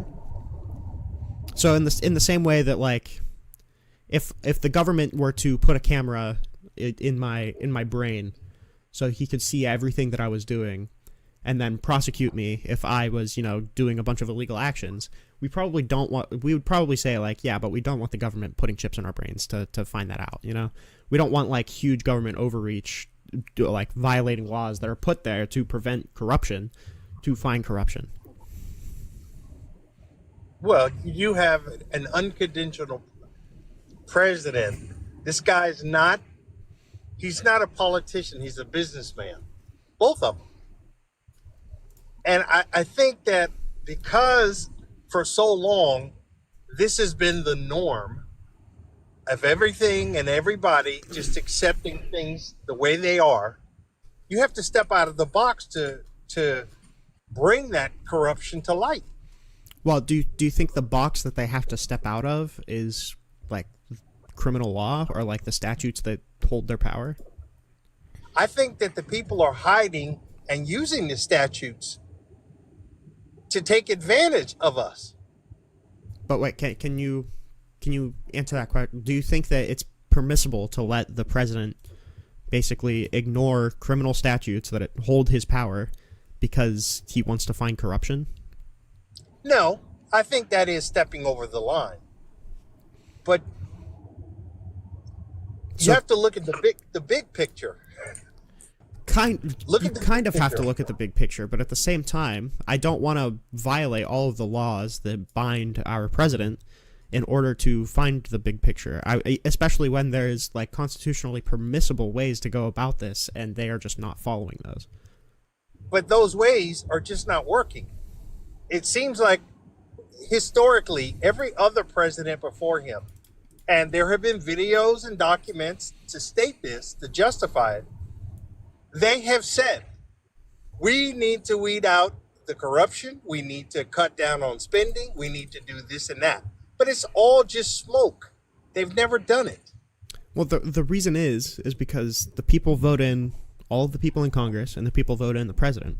And when we're making the budget, the president isn't the only person who has the authority to say what's in that budget. It's also the other people that we elected in Congress. So if people were actually super concerned about cutting down the spending, they would vote for different congresspeople who they would force their congresspeople to have more, adherence to that kind of thing. But right now it seems like we're just willing to put all of our faith in one person in order to find corruption, which is kind of, I think, against the American way. I think that I feel like putting so much power in one person, even if you think he's doing some good things, I would say I need more evidence of that. But well, if you sit back and look at all the politicians and their salaries compared to their net worth, how do you justify that? Well, that kind of stuff isn't even what Elon is investigating. Elon isn't investigating independent congresspeople. He's investigating where the budget goes. It's next. Well, you could say it's next, but then the problem is that Elon doesn't have authority to look at that either. That would be something that's responsible to the DOJ. DOJ, correct. So then that would be fully independent of Elon Musk. Right. But the point is, it's happening. Now, we have speculation that is happening, but we just need to prove. But common sense kind of dictates. If I make $150,000 a year, but my net worth is $240 million, come on now. And it's easy to connect the dots. If they can find probable cause, I'm in support of investigating stuff like that. Now, granted, you need to find probable cause first, but yeah, if they can find probable cause, I'm fine with that. The problem, again, is that right now it seems like we're kind of ignoring a lot of the things that would allow these powers to be designated to the president just because in the name of efficiency. I don't think that's there's a saying that's basically like, oh, well, if you want an efficient system, the most efficient system is a dictatorship because there's one person who isn't bound by things like law. If we want to just maximize efficiency, we should just have a dictator. But that's not the American way. I don't think we want to centralize all of the power in one person just in the name of efficiency. No, and I would agree with that. But it seems like, so I don't listen. I'm a nerd. I follow this really heavily. There's a lot of lawsuits going on against Elon Musk, against the Treasury, against Trump that are real big causes for concern. And there's even like evidence that Donald Trump is kind of ignoring some of the court orders that are coming back in those cases. And I think that also, especially when I'm focusing on Donald Trump trying to basically usurp power or gain power past what we think that a president should have, and when he's starting to ignore court orders, I think that's really big cause for concern. Well, I think he feels like, hey, I've only got 4 more years. I'm going out with a bang. I've got a lot of people to get back for what they put him through, and I know a lot of it's personal. Could we agree that it's bad though? Like, even if it is like personally, I want to get back at all the people that wronged me. That would be something that the president shouldn't be doing. Like just retribution for the sake of it. No, it's not. I would agree with that. I would agree with that. So that would be But how do you feel as a taxpayer? How do I feel as a taxpayer about the wasteful spending? Yeah, about wasteful spending. I think that it ultimately comes down to, I think people view engagement in politics as something that is kind of taboo. Being like knowledgeable about politics as something that's kind of taboo. And I think that if we want to cut down on spending, what we should do is elect more competent congresspeople, or elect more people that would be more responsible with how we allocate the budget. Because all of the quote unquote wasteful spending that I've seen has been legally allocated by Congress or by the president. So if we want to, as taxpayers, like kind of, fight back against that, we need to elect more competent people.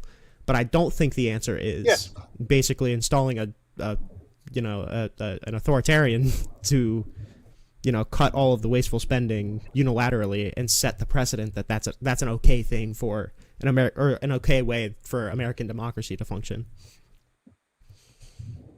got you. No, I agree with you there. Yeah, well, that's most of my. I mean, obviously, I do these debates a lot. I get kind of fiery.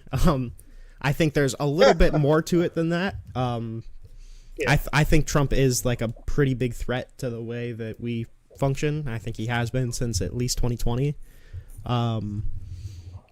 I ultimately, like, when a lot of like conservatives come in and talk to me about problems about like corruption within the government, about, you know, like wasteful spending, about stuff like that, I ultimately agree with a lot of their grievances. The problem is that one, I don't think Donald Trump's the right person to address that. Two, I think Donald Trump is deeply embedded within it. I think he is also wildly corrupt. And three, I don't think that they have a good idea on how to address that other than basically selling your rights away. I mean, I get that. You don't make it to his status level without breaking some laws and not getting caught. There's a lot of people like that they are where they are financially because they sidestepped the system and just didn't get caught. I would say Trump is particularly bad with it. And I mean, we can see it in, I don't know if you've heard about this, but recently Donald Trump just paused the enforcement of a law that basically prohibited politicians from taking gifts from foreign governments. I need to look up real quick what the name specifically of that law was, but it was, give me 1 second, the Foreign Corruption Practices Act. He just completely paused the enforcement of that. I feel like if you're someone who wants to root out corruption, that would probably be one of the last things that you would want to do. I would agree with that. And then also the deal with have you heard about the Eric Adams stuff? New York? Yeah. Yeah, I heard. About how like he was taking improper gifts from Turkey, I think. And right. Now Donald Trump is basically saying, I will drop these charges as long as you enforce my immigration policy. I can't think of many things more corrupt than that. Yeah, I heard the governor the other day, and I think he's an opportunist also. He sits back and sees he's under the gun, and he's taking advantage of the situation by saying, hey, you support my agenda, I'll make this go away. Yeah, but I would say that I think we should probably, and we should hold this standard to Republicans and Democrats, that we should not let politics get in the way of enforcing the law. If we have someone who's hyper corrupt, who's like taking monetary incentives from a foreign country to give them preferential treatment, we should enforce that law. There shouldn't be any getting around that law because you agree to play politics. I think that's bad. Yeah, definitely.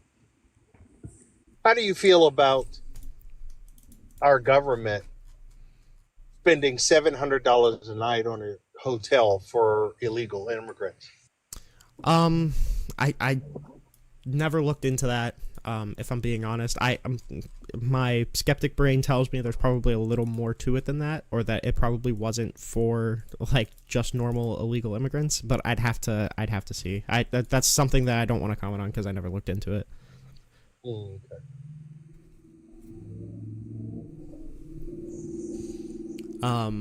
But yeah, also, I mean, like the main thing that I typically argue, because I'm someone who, if it wasn't for, Donald Trump being the Republican nominee right now, I probably wouldn't be talking about politics all this much. But I do think that Donald Trump is particularly bad. And I think, all of the stuff surrounding the 2020 election was like almost unforgivable. No, not almost. It was unforgivable. I know that there's a lot of like propaganda on both sides that float around that event, but I think it's a lot worse than even a lot of Democrats would be willing to say just because it sounds crazy and unbelievable. But okay, so walk with me through this. There is the Attorney General. He's the acting Attorney General because he wasn't confirmed by the Senate. His name was Jeffrey Rosen. But he was serving in his capacity as the Attorney General, right? Yeah. and his the person working under him, the deputy attorney general, his name was Richard Donahue, right? Right. So Donald Trump comes to Jeffrey Rosen and he says, "Hey, I have this letter that was written by this guy named Jeffrey Clark who works under you, and it alleges that the Department of Justice was finding major infractions about the 2020 election, and I need you to send this letter to all of the states, basically telling them their election was stolen." And the Attorney General says, "Well, we can't do that because we haven't found any evidence that the election was stolen. This just isn't something that we've found as the Department of Justice." And Trump says, "Okay."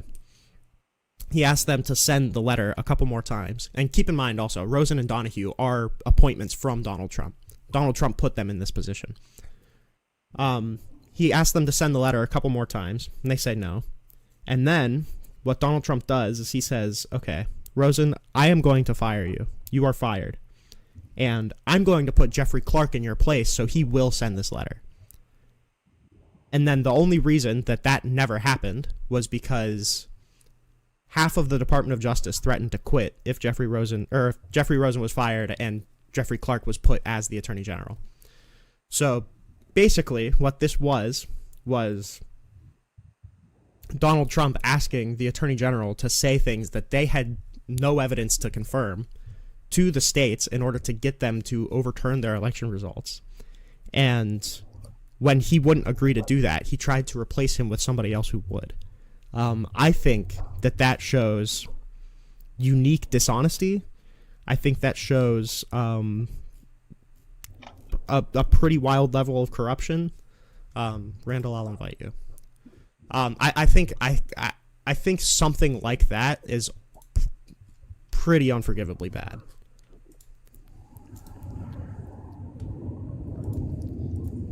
Okay. Can you let Randall in? I think he's trying to join. Yeah, I sent him an invite up. He's saying it won't let him. I'll send him another invite just in case, but I'm trying my best. Oh, no worries. The rest of it's just user error, I think. But yeah, something like that is, I think, particularly bad. I don't think that there's anything akin to that on the Democrat side, for as bad as some Democrat stuff is. I don't think there's anything akin to that on our side. And the fact that the RNC, after all of that comes to light, decides to run him as the primary nominee again, I think is really bad. Yeah. And all of this, like, Rosen testified to this, Donahue testified to this. We have the letter that Trump was trying to send. We have a lot of evidence of this.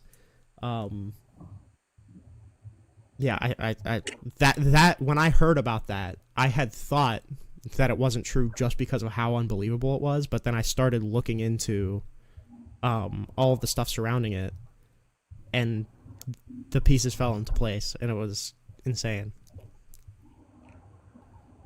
Someone said, "Are you talking about the false electors plot?" So the false electors plot is like tangentially related, but it's not quite the same thing.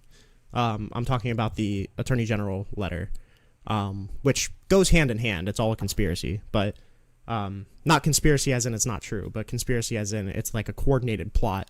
But it's like kind of related.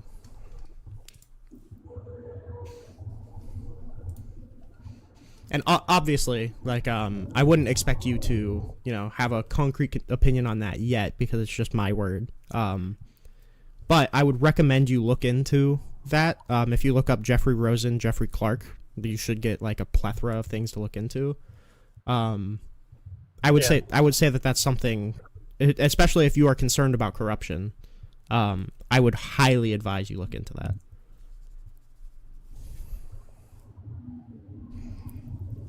Definitely. TikTok won't give me live access. Oh, he probably went on another live and then got reported. If TikTok is saying that you don't have live access, that means that somebody reported you and you got your live access revoked. Yep. I'm just back from that. It happens.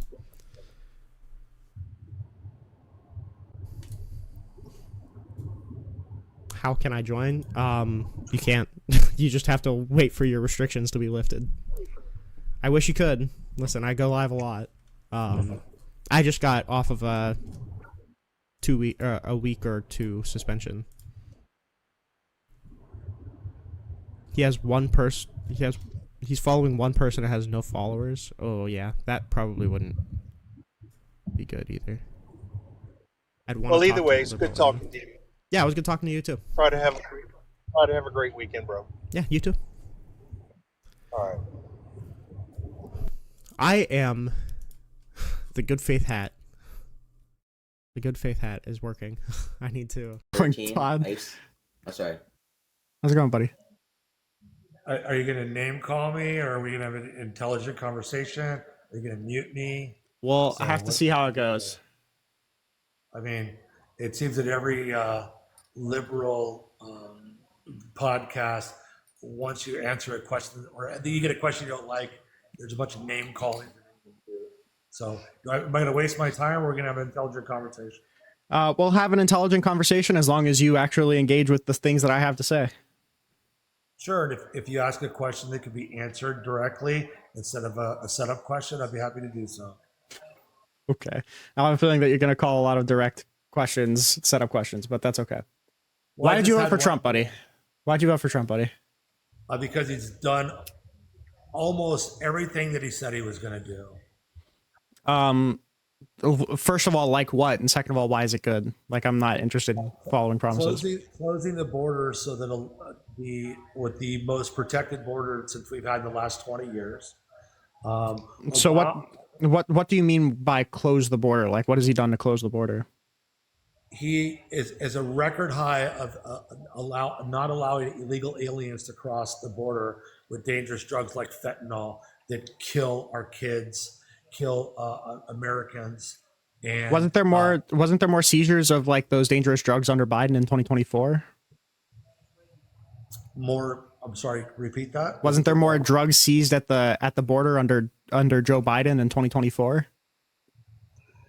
I don't even think they're coming across anymore. So yeah, I would have to say that Biden seized Well, more. Seized at the border implies that they didn't come across, right? So Correct. So Joe Biden was seizing more drugs at the border than Donald Trump was, right? At the border, but that's not to say that that's how it got across at the border. So you're assuming that all the drugs came from South America into Mexico. Well, weren't you explicitly talking about dangerous drugs coming into the country through the border? Like in this conversation in reference to the border? Okay, I'll reiterate. From the border that the country lines, I'm not talking about the actual U.S. Customs gate where an official actually checks your vehicle before you cross, and if Biden would actually seize more than a trunk of a car, has no relevance to the amount of how the drugs were brought into this country illegally.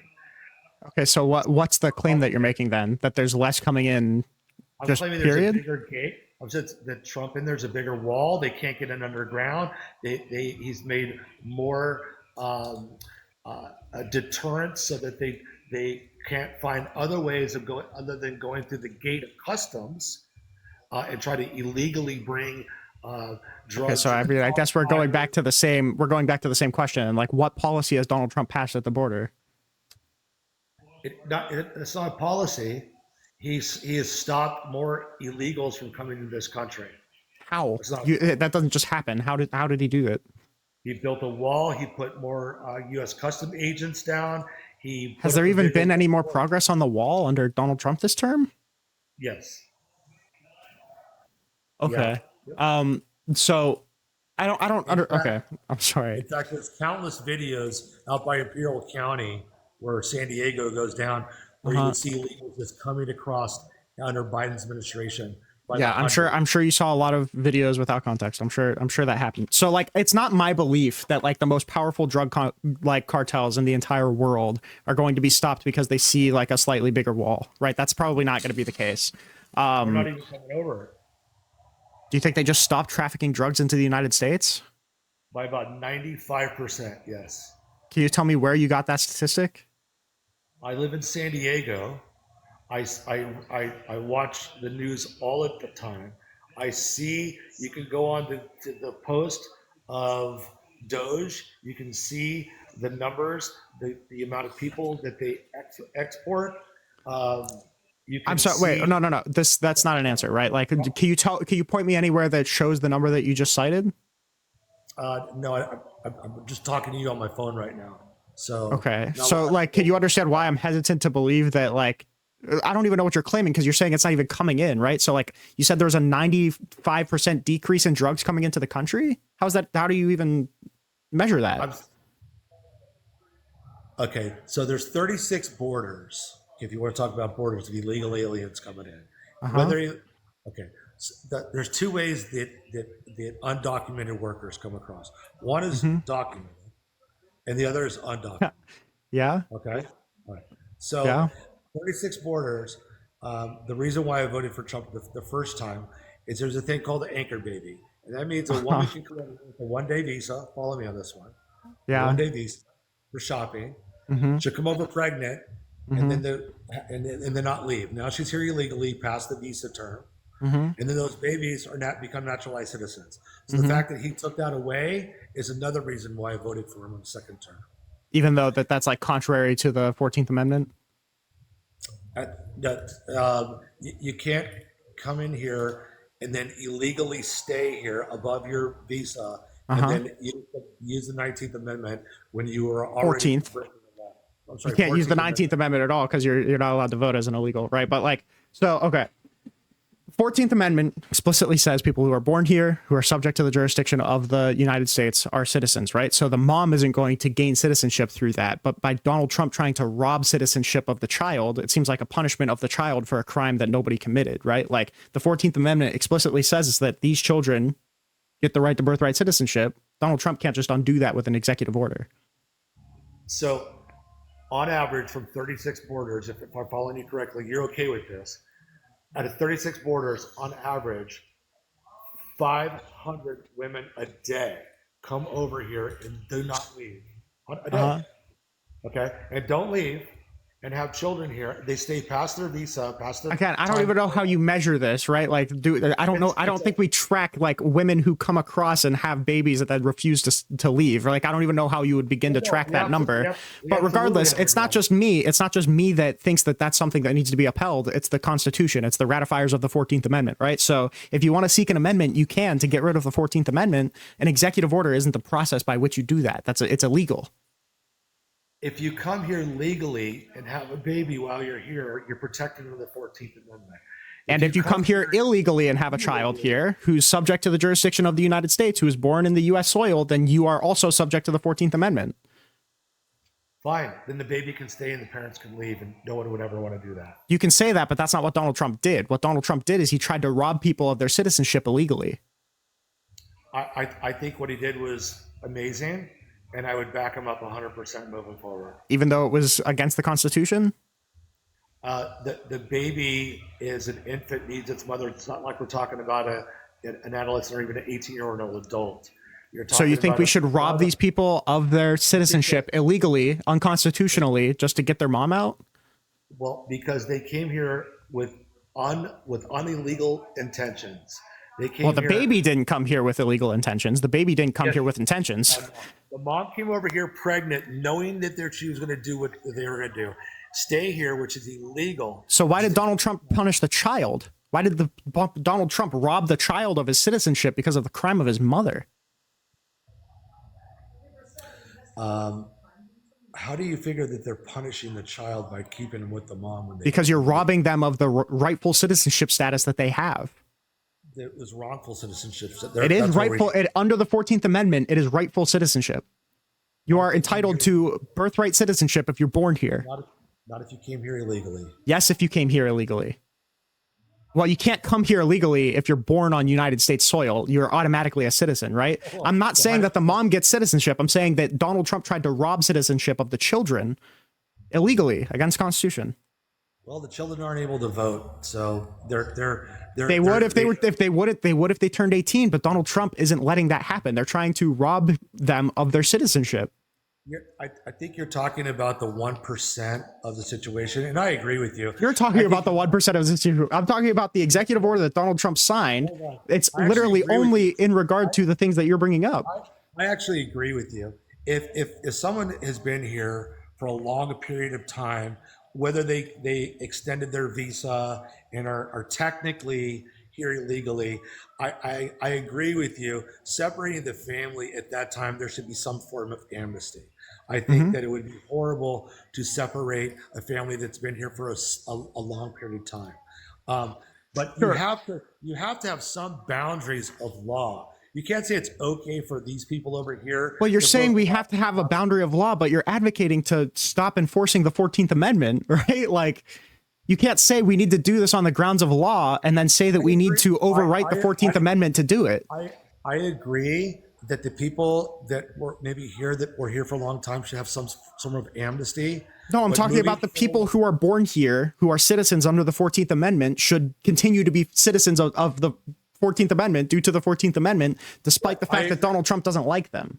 Well, I think they were protected under the 14th Amendment, which is a loophole, and I agree. It's not a loophole. That's what it was designed to do. People who are born here, who are subject to the jurisdiction, are citizens. That's the whole point of the 14th Amendment, is giving people who are born here citizenship.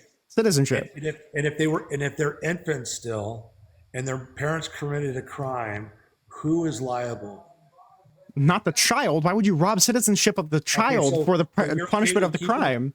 So keep the child here and tell the parents they have to go back to Mexico? And I would say there's no reason to deport those people. Wow. So if I would be careful with the condescending wows when you're advocating to me that is so abhorrent that we need to get rid of the Constitution to do it. Okay. Right? I would be careful with the condescending wows, buddy. Let's try a new approach maybe that we can get on the same page with. Okay. So let's say nothing's done about it, right? Mhm. And hypothetically, Trump isn't doing what he's doing.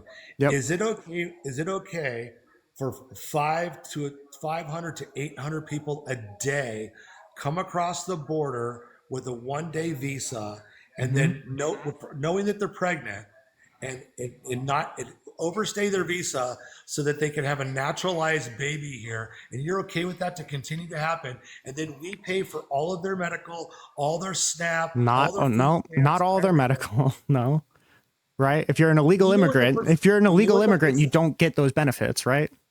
Oh, exactly. No, the woman does. No, that's where you're wrong. The mom does, because once that child is a natural citizen, because they were born here on U.S. soil, protected under the 14th Amendment, that mom is now eligible for welfare, SNAP. Wait, how? phone, Wait, how? Because it naturalizes the mom. Before Okay, so this isn't an illegal immigrant anymore. They came here illegally. No, they didn't. You said they came here on a one-day visa. They had a kid, and then that opened their pathway to citizenship. That's a legal process, buddy. So if you paid for a flight, right? And a flight, then you didn't get off the plane. You snuck into the bathroom and you stayed on the flight and continued. You didn't break the law. Say again. You paid for a flight. Yeah. Okay. Instead of deporting the plane, you hid in the bathroom or in a compartment, and you continue to stay on the plane over and over without getting deplaning. Did you or did you not break the law? Can you explain the relevance of that question? Wow. Is it that hard for you to understand the question? It's not relevant. It is. If you came here on a one-day visa and you didn't go home on the one day and you stayed here, and then you had a child, and then you got legal access to stay in the country, no, that's not illegal. In the same way that if you stayed in the bathroom and then you came out and the fucking owner of the airline came out and said, yeah, you can stay on the flight, it's whatever, then no, you wouldn't be breaking a law. You literally got explicit permission. This is how the laws are designed. They didn't tell the woman they could stay here when she had the baby. You literally said that it opens her pathway to citizenship when she has a baby here. It was a loophole that they. It's not a loophole. This is how it's designed. They were taking advantage of the 14th Amendment. How could you not see that? So is the answer to that overwriting the 14th Amendment with an executive order? No. What's the answer to that? Okay. Because you came in here and you said that you supported Donald Trump overwriting the 14th Amendment with an executive order. And I don't think they need to change the 14th Amendment. What he's doing is getting away from anchor babies, which has nothing to do with changing the 14th Amendment. If somebody, what are the two qualifications for citizenship outlined in the 14th Amendment? You have to legally be accepted in this country. Like you're here. Nope. If you had a 6 Already month wrong. visa, Already wrong. Two qualifications. You have to be born here and you have to be subject to the jurisdiction of here, right? So if you're subject to American law and you were born here, then you're a citizen, okay? So saying that people who meet both of those qualifications somehow aren't citizens because of the status of their parent makes no fucking sense, right? Because it's contrary to exactly what gives you citizenship under the 14th Amendment. And you can't overwrite the Constitution with an executive order. Okay, you're right. Okay, so the baby is a natural citizen. You got it. Now Okay, get rid of the so now can you either tell me that you don't support that executive order, or that you're okay with the president trying to overwrite the Constitution with an executive order? Can you tell me one of those two things? I don't think that he needs to overwrite the executive order of the Constitution. No. Why? Wait, why? Why? Because I just explained to you why, and you just accepted that that's exactly what it said. So what changed between like 2 seconds ago and now? The mom doesn't get natural citizen because the baby. I'm not talking about the mom. I'm talking about the baby. Oh, the baby under the 14th Amendment. You're right. Has a right. Okay, so why did Donald Trump try to rob the baby of the citizenship? What do you mean? Explain rob the baby. Define that. He tried to get rid of the baby's birthright citizenship. That's what the executive order did. Because it's inhumane to separate the baby from the mom. So can you tell me that it's okay to overwrite the 14th Amendment with an executive order? If it comes down to humanitarian reasons to not separate the mother from the child, then I think that you need to be a humanitarian and accept that some laws have to be changed or amend, so you're not separating the mother from her. Can you amend can you tell me if you can amend the 14th Amendment with an executive order? If you take a vote on it, I'm sure everybody can. Yes. Why isn't he moving for an amendment then? Why did he just try to do an executive order? Because you can't overwrite the Constitution with the executive order, right? So, like, why isn't he pushing for an amendment? Why in the same way that you cannot answer for Biden or Harris? I can tell you why. I can tell you why he's not pushing for an amendment is because he doesn't care, right? He's just trying to this is just blatantly contrary to the 14th Amendment, and you're defending it. No, you're concern trolling. You don't give a fuck about humanitarianism. You came in here and you were bragging about a closed border. Okay, so I don't want to hear the concern trolling about not wanting to separate families. It's just horseshit. And I don't know why you feel the need to come up and lie to me about it, right? Because if you were a humanitarian, you wouldn't just want to. You wouldn't say that like this is so bad that we either have to kick the mom out or kick both of them out. You would say, okay, we're humanitarians. We're just going to keep them here because they have a legal pathway to citizenship as it already happens. And you haven't actually demonstrated. Do you think that like people who come over here and have children are going to like commit violent crime? Is that what you like? What do you think is going to happen? Yes, 100%. Okay, so you're just word that I can't say on TikTok. Okay. The concern trolling is just so fucking stupid and unnecessary. I don't like, just out of the goodness of our hearts, we need to either kick one of them or both of them out. Give me a fucking break. Out of the goodness of our hearts. Crazy, bro. By the way, all I'm going to say is I told you so. About what? On the first point. What was the first point? You don't. Oh, no. I didn't use your argument. I just used a stat. Shut the fuck up. How's it going? Legendary popcorn. Legendary popcorn, and one and only. Yeah. Anyway, interesting conversation, but I agree. I think interesting's a word for it. Both a little right, both a little wrong, but I guess that's a way to look at it. So before we get into, I guess, other things, just to clarify. Mm-hmm. So do you have a problem with what Trump did? I guess in that case, I'm not overly familiar with that case, but if in the birthright case, yeah, yes, 1000%. Because I mean, it's an attack on our Constitution. I love you, Scratch. It's an attack on our Constitution, right? You can't overwrite the Constitution with an executive order, well, because you can't overwrite the Constitution with an executive order. But it's not overwriting the Constitution. It is. That's the whole goal is to rob people of their citizenship. How is it robbing them? Well, because the order said that we can't grant citizenship to people who are granted citizenship through the 14th Amendment. But the Constitution says we can, right?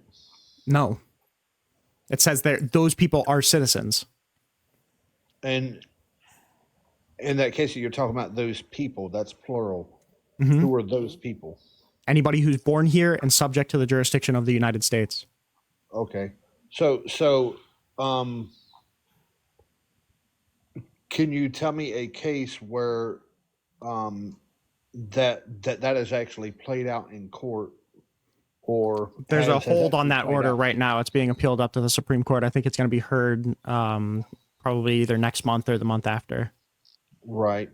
So has it dawned on you that the reason why he did the executive order was to get this out and about to go through the Supreme Court before a legislative process is done? Yeah, I think that's stupid, right? Like I don't think that this is the Well, that's your pathway. opinion, but Well, no, in the sense that like jurisdiction obviously means jurisdiction, right? And his made up definition of jurisdiction doesn't mean anything. Like I can try and theoretically sign an executive order saying all of the legislative power lies in the president, but it's because that I interpret Congress to mean me. Like, well, I guess you could challenge that, right? But it's fucking stupid, right? It's clearly anti-constitutional. right.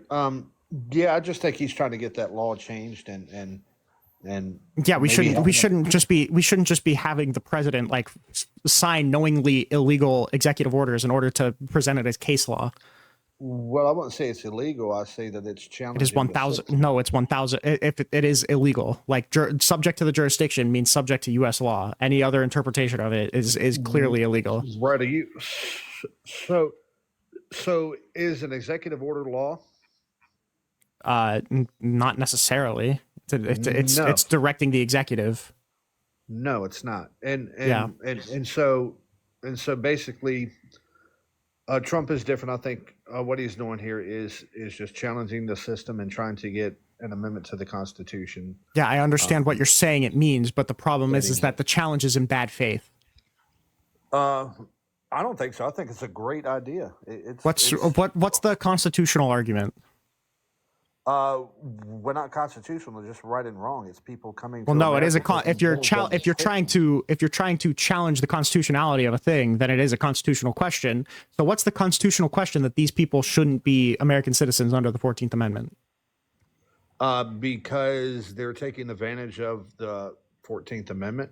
Okay, how are they taking advantage of the 14th Amendment? These children, by the way, that Donald Trump tried to rob citizenship of. How are the children taking advantage of the 14th he's not Amendment? trying to rob citizenship. Yes, he is, because these people should again, that's have your and opinion. already did for the whole entire history of our country have citizenship.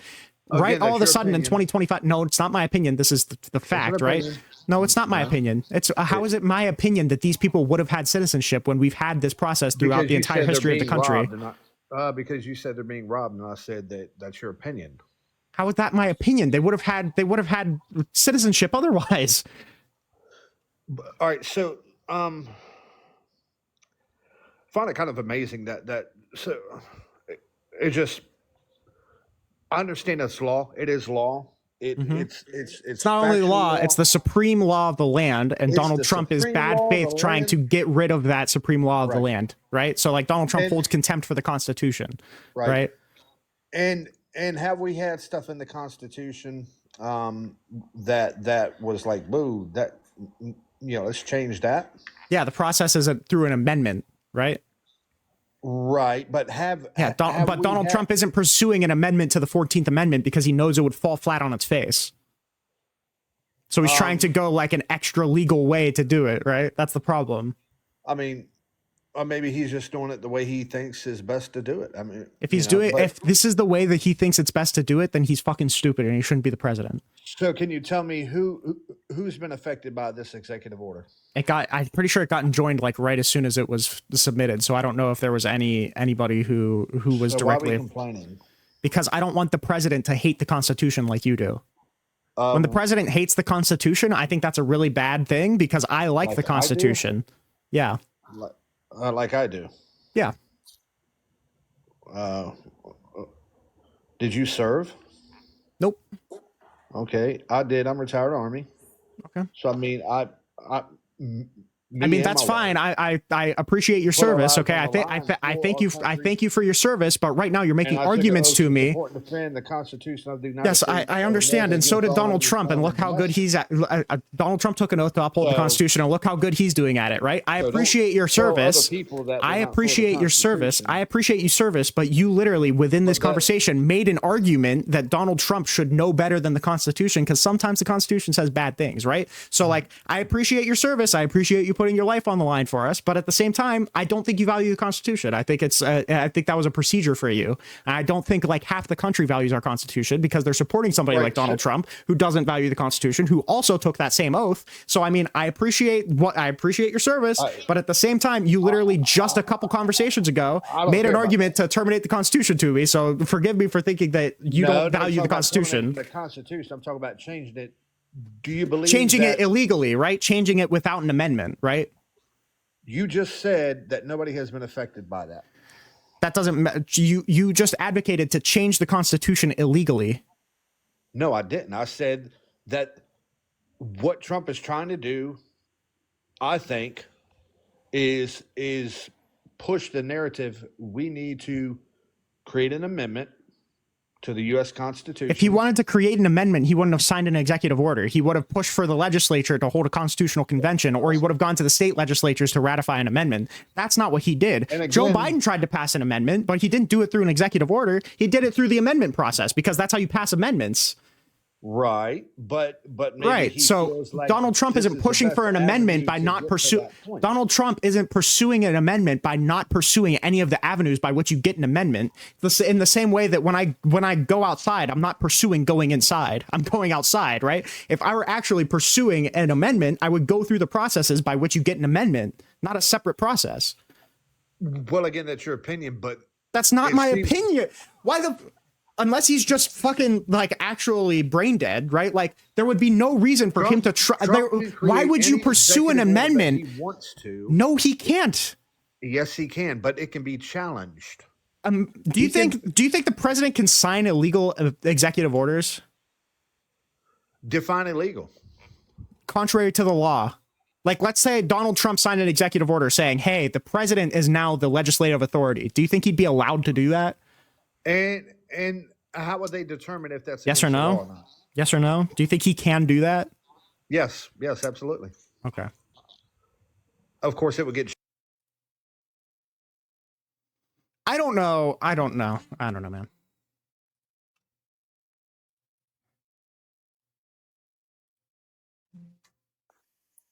How's it going, Patrick? Oh, it's going. Yeah. Yeah. Yep. Well, what do you think? I think you're fucking stupid. What did I say that you disagree with?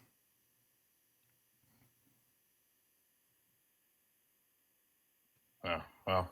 That's about what I expected, right? Whenever a conservative comes up and calls me stupid, that's usually the response that I get. Me. So do you have like any real disagreements, or do you just not like that I'm smarter than all of the people that have called up to try and defend Trump? Oh, I don't think you're smarter at all. Okay, so what was I wrong on? The immigration factor with stealing citizens' rights away from children. Yeah, and the fact that he signed an executive order to get rid of citizenship from children that would have had citizenship.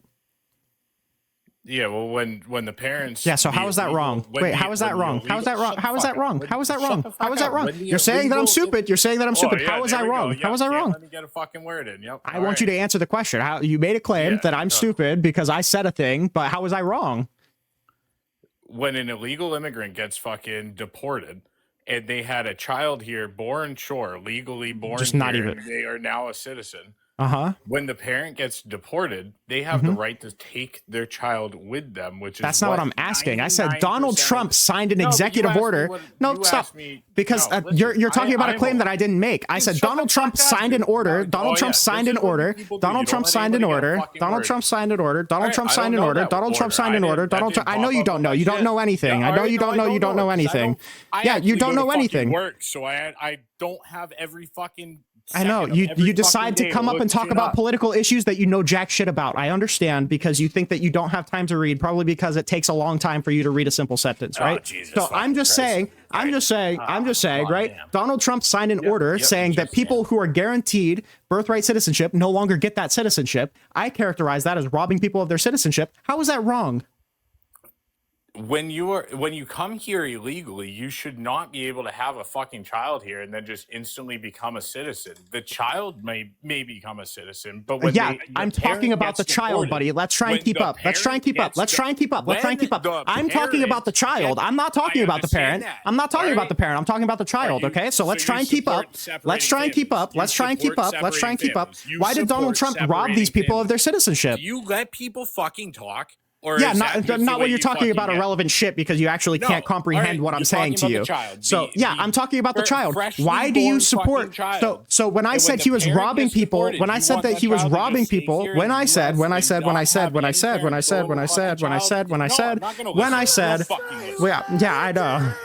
The difference is that I am listening to you, but the problem you're is not. that it's You not just talk over interacting me with every time I anything get that to I'm my saying, right? So when I'm talking about the child, I characterize you are an that as ignorant robbing son of a bitch. Your people. parents should Yeah, be ashamed. you called me ignorant when you don't know anything that I'm talking about, and you admitted that. All right. So when I'm talking about I didn't- signing an I executive didn't read order the to executive rob the people, executive rob people of their citizenship, how was I wrong? They are children born here from illegal immigrants, and when the illegal immigrant gets deported, they have the right to take their child with them, which is what 95% You're just of not them tracking. do. And when they are taken, You just have no fucking idea what you're talking about, right? Like, 3 strikes, you're out, buddy.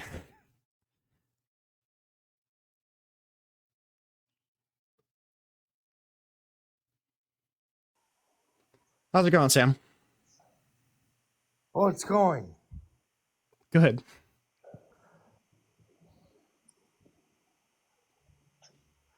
So what do you think? Oh. All right. I think that, first of all, if we start focusing on what is wrong and what is right versus what is right versus left, that's a conversation that most people don't want to have. Yeah, I'm having conversations about what's right or wrong. Yeah. Yeah. And when we have a populace of, what are we, 7.5 million people, and 1,200 people own 98% of the wealth. And, oh, funny fact, the goofball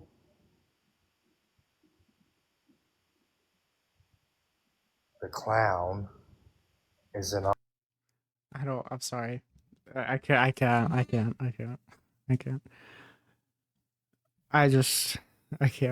right now. I can't right now. I'm so sorry. Dark Oak. Host was booted me because I booted you because you weren't tracking, right? Like that's why I booted literally everybody that I booted, is because when you guys like come up here, you just argue against a wall and you don't engage with anything that I said. I have no reason to have you up here. What the fuck was the last guy? I have no idea. What did he say? The population was 7.5 million. I don't know. That's so fucking off. I don't know. Holy shit. Oh my god. Ugh, it's so cringe. Also, I'm so sorry I haven't been reading YouTube chat. I've been locked in. I've been locked in as fuck. Because you don't know how the amendment process works. To say I don't know how the amendment process works when you think it needs to be initiated by an illegal executive order? True. And by the way, I literally explained to you the amendment process. I explained to you exactly how he could pursue an amendment to illustrate that that's not what he's doing. He just signed an executive order that was illegal. But okay.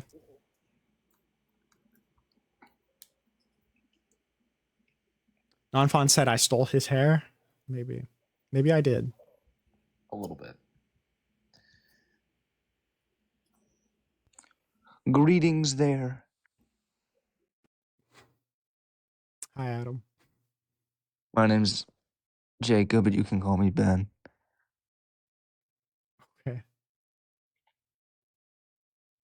So you say that Trump is terrible. I just want to know whether you think that the current state of events, especially like with the vast consensus of our population, our country, would lead you to change or open you up to a different, valuable, set of beliefs. No, I don't base my opinion just based off of what the majority of people think. Incredibly Sigma. Okay. Is there anything else?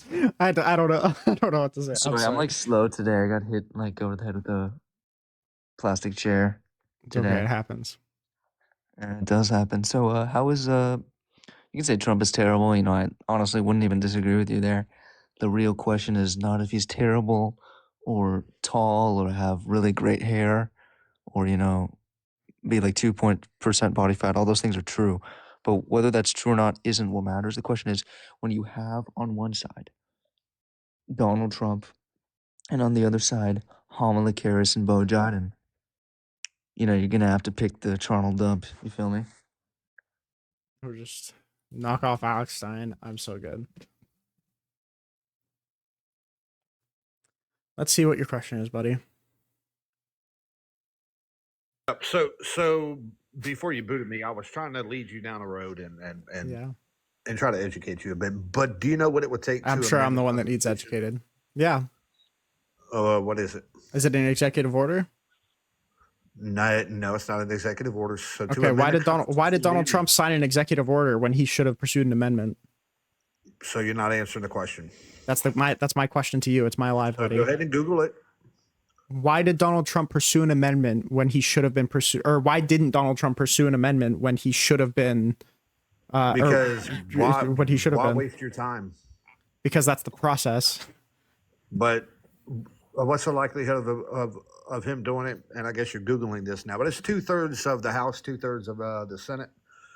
Yeah, when you want to amend the Constitution, it's a high bar, right? That's why Donald Trump shouldn't just be amending the Constitution with an executive order, right, buddy? So, I mean, they can't even pass a clean. This guy, by the way, is arguing it's so hard to amend the Constitution, so we should just break it. And don't say that I don't like the Constitution. I serve this country. How old are you? 21. 21. Okay. All right. So you don't think there's anything wrong with all these Mexicans and Venezuelans and Portuguese and everybody else invading our border for the past 4 years? Not necessarily. Not because of their skin. I mean, I think there's too many people. I think there's too many people, but it's not because there are a bunch of Mexicans and Venezuelans. Mexicans, Venezuelans, Africans. Yeah, I don't care about the race of them. I mean, there's too many people. Well, I mean, I think they already fucked up their own country, so they're coming here to fuck up ours. So I'm fucking sick and tired of it. Why like the racial essentializing? Why? Yeah. Like somebody from Venezuela didn't make the Venezuelan government. Like the what? Someone fleeing from Venezuela isn't like a government official. Like they Okay, they didn't ruin sir. the country. No, sir. Yeah. It ain't like families fleeing into here. They're like 18-year-old gangster motherfuckers fleeing into here, along with the goddamn blacks. What's wrong with being a goddamn black? There's nothing wrong with goddamn blacks. No, there's a lot. There's a lot wrong with blacks? Yes. Okay. Jackson, you can't say that. Black lesbian. What the fuck? You can't say that anymore. It's 2025. Why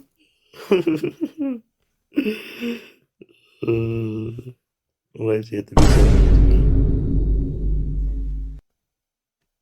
I don't know what Scratch just said.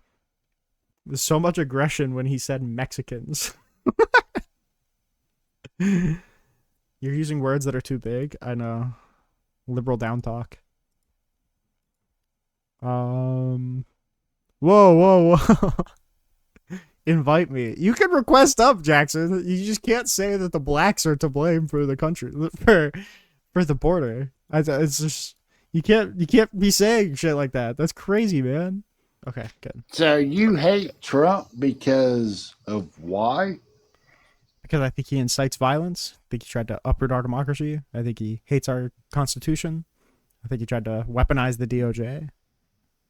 I think you've been indoctrinated by some kind of goddamn college. Okay. And then you want Joe Biden to pay for it. Correct? Yeah, correct.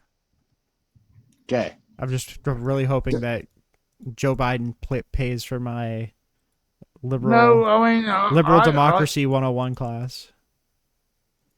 No, I'm thinking that's what you were actually hoping for. But now that Joe Biden is out of office, that's not going to fucking happen. Fuck yeah, it really fucking you over. I was trying to mooch off like the I was system? trying to like my my gender studies class I don't think is gonna be covered anymore. Shut the fuck up, dude. I don't know what I'm gonna do. Like I like the final is to see who can do bottom surgery quicker. But I don't know if I'm gonna have the materials to do it anymore. Anyway, dude, I'm not going to talk about stupid stuff like that. I know. Yeah. But anyway, Anyway. I mean, I think Trump's doing a pretty good job. Yeah, And I mean, if you hate the Constitution and hate democracy and like I torturing mean, people, then yeah, he's doing a really, really good job. If those are your values, yeah, true. Hate the Constitution. Okay, Yeah. so you keep bringing that up. How is he doing that? He said he wanted to terminate it. No. Yes. He did not. He did. No, okay. I could say fucking Obama said he wanted to terminate the United States of America. Okay. You could say where did Obama say that? Well, where did Trump say he wanted to terminate the United States Constitution? You're a goddamn liar. Trump said it on Truth Central. He said it on Truth Central in 2022. Okay. Pull it up. Okay, let's do it.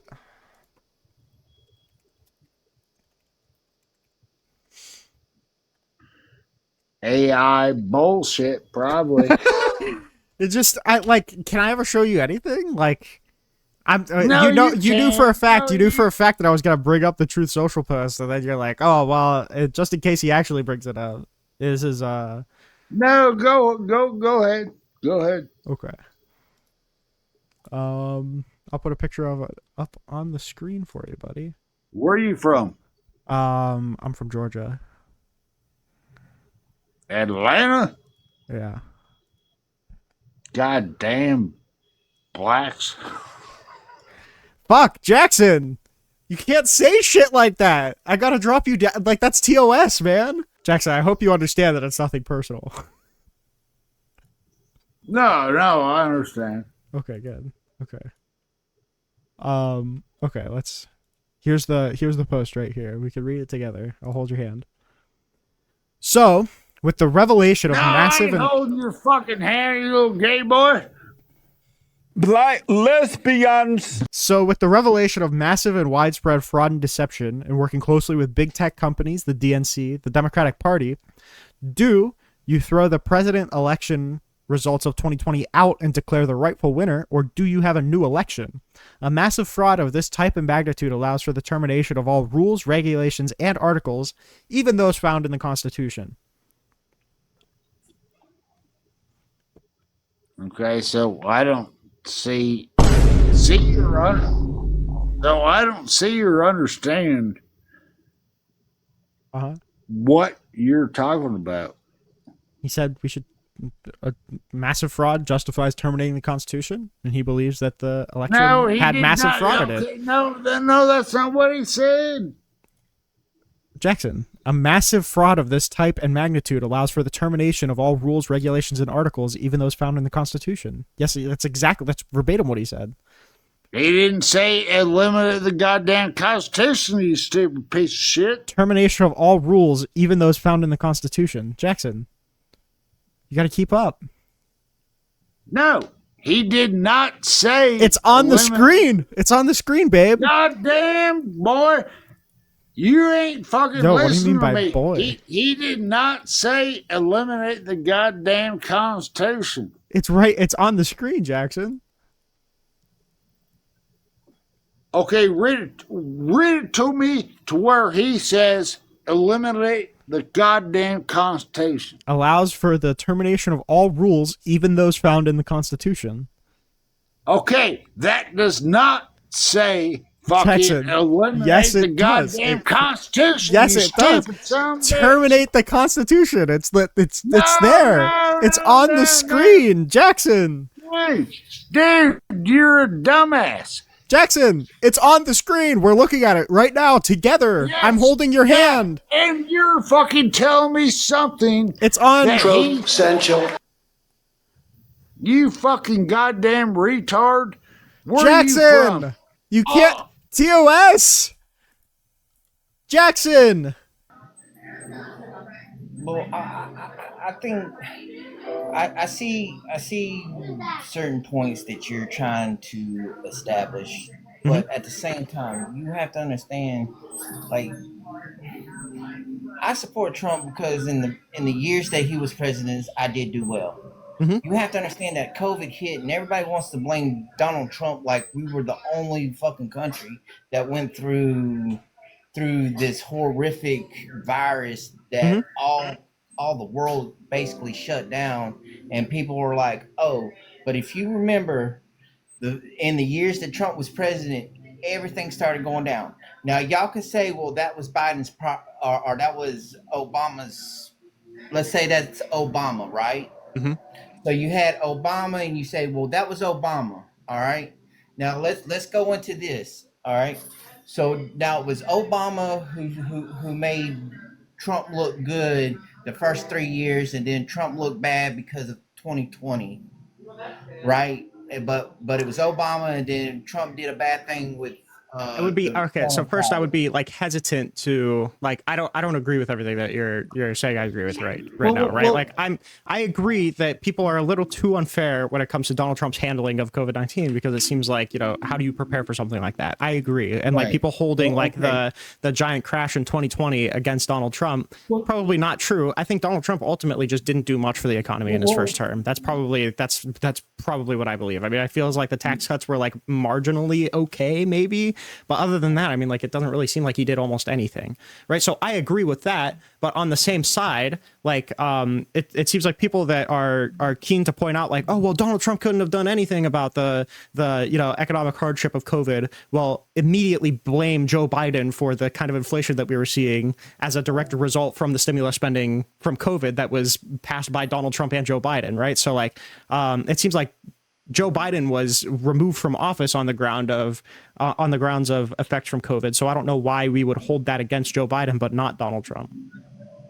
Well, I think Biden wasn't really our president, as far as we guess. If y'all, I'm not gonna sit there and say did he win or not. I do believe in all fairness that he probably did win it, because a lot of people struggled during 2020, and I do believe that was the ultimate downfall to Trump's second term. And then when Biden's presidency seemed like more people were behind running our government than Biden himself, I think that made a downfall to put Trump in, and I don't know why the Democratic Party still ran with Biden like that. I mean, even in Kamala, I didn't understand the Democrats So I mean, I don't think that it didn't seem like they had an agenda to win this presidency right here. I don't really buy that the reason that Joe Biden was voted out was because of like some lack of awareness. Like I'm sure it didn't help his image, right? But like if you were seeing like prices come down majorly or like economic growth out the ass, right? Like whether or not Joe Biden could go upstairs without like tripping over a stair probably isn't going to be super interesting to you, right? Like if you're seeing good economic outcomes, you're going to vote for the person. Like this is just how voters behave. Yeah, yes, I agree. We're basically on that same page. Like most people should realize that we should be voting for how. Like, don't get me wrong. I do know that like to me, 80s and 90s seem like a good time for me, 90s right? weren't great, but yeah. But to you, maybe not. To me, it was. So there was a Democrat that ran most of the '90s, which was Bill Clinton. Mm-hmm. But then Ronald Reagan and Bush, and don't let me get started on the Bushes. Do I think they were good presidents? No, I do not. Sure, I don't think yeah. either one of them were good presidents. Now, do Mhm. I think Bill Clinton was a good president? Yes, I do think he was a good president. Sure, I think generally a lot of people think that. Yeah. Yeah, do I think Obama? I think Obama gets blamed for a lot of stuff that he shouldn't get blamed for. Just like you say, Biden shouldn't get blamed for a lot of stuff. Mhm. Because to me, I think Obama did take over a country that was going into a crisis. Yep. Do I think he did enough to make his presidency look as good? No. I think he should have did more. I think he should have did more. But I do think that what we're not seeing is who's good. Who we shouldn't be. I think we get into a lot of fighting of between Democrats and Republicans. Mhm. And we shouldn't be fighting against who's a Democrat, who's a Republican. We should be more fighting against who's going to do good for what we want. And Yeah, I agree. that we want them in. I think your engagement with politics is healthy, and I think you have like a very normal engagement with politics. I think you view politics in a way that a lot of normal people do, right? I think that's that's like if I were to think of like a median voter, I would think of you, right? Like these are the kind of the opinions that you're giving me. And I agree, right? Like I think that right now we are corrupted by too much partisanship.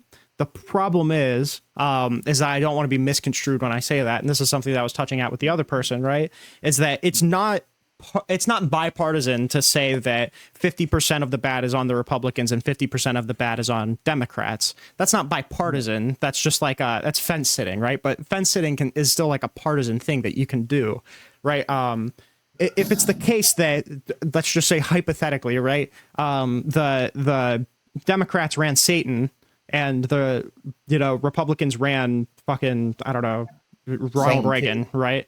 No, like the Republicans ran Ronald Reagan, who's just like a Republican, and the Democrats run Satan, right? It's not bipartisan for the news to come out and say like, oh yeah, both of them have some good ideas. There's some stuff that you can look at on either side, but like one person's Satan, right? Like that's not bipartisan, right? This is like a fake bipartisanship. So this is what I'm kind of seeing right now is that like a lot of people are still committed to thinking that the Democrats and the Republicans are both equally valid right now. And I think there were some times in America where like it was the case, right? And it's not just because he's a Republican. The problem is that the Republicans are rallying around somebody like Donald Trump, who I think is corrosive to our entire country, right? So like it's not the case that like we can look at it like it's 50-50 on either side when we have Donald Trump, who like I think fundamentally hates a lot of the things that I love about our country, and then like Joe Biden, who's like an old guy, like I don't think it's fair to like view both of those in like an equal light.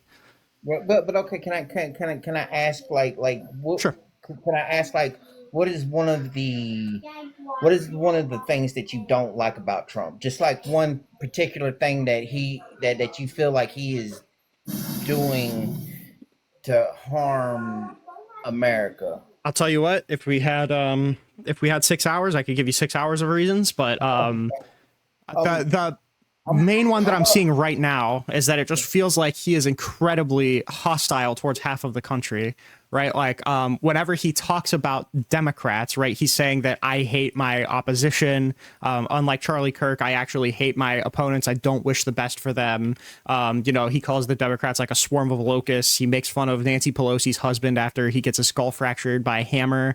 Like, all of these things, like, at the very least, as the president, you should be the president for the whole country, right? So when you're coming out and saying that half of the country you don't wish the best for, like, it doesn't even feel like you're representing me, right? And that's why we're in a representative democracy, right? That's what the representatives are supposed to do, is represent the people. Donald Trump doesn't represent America right now. He represents half of America.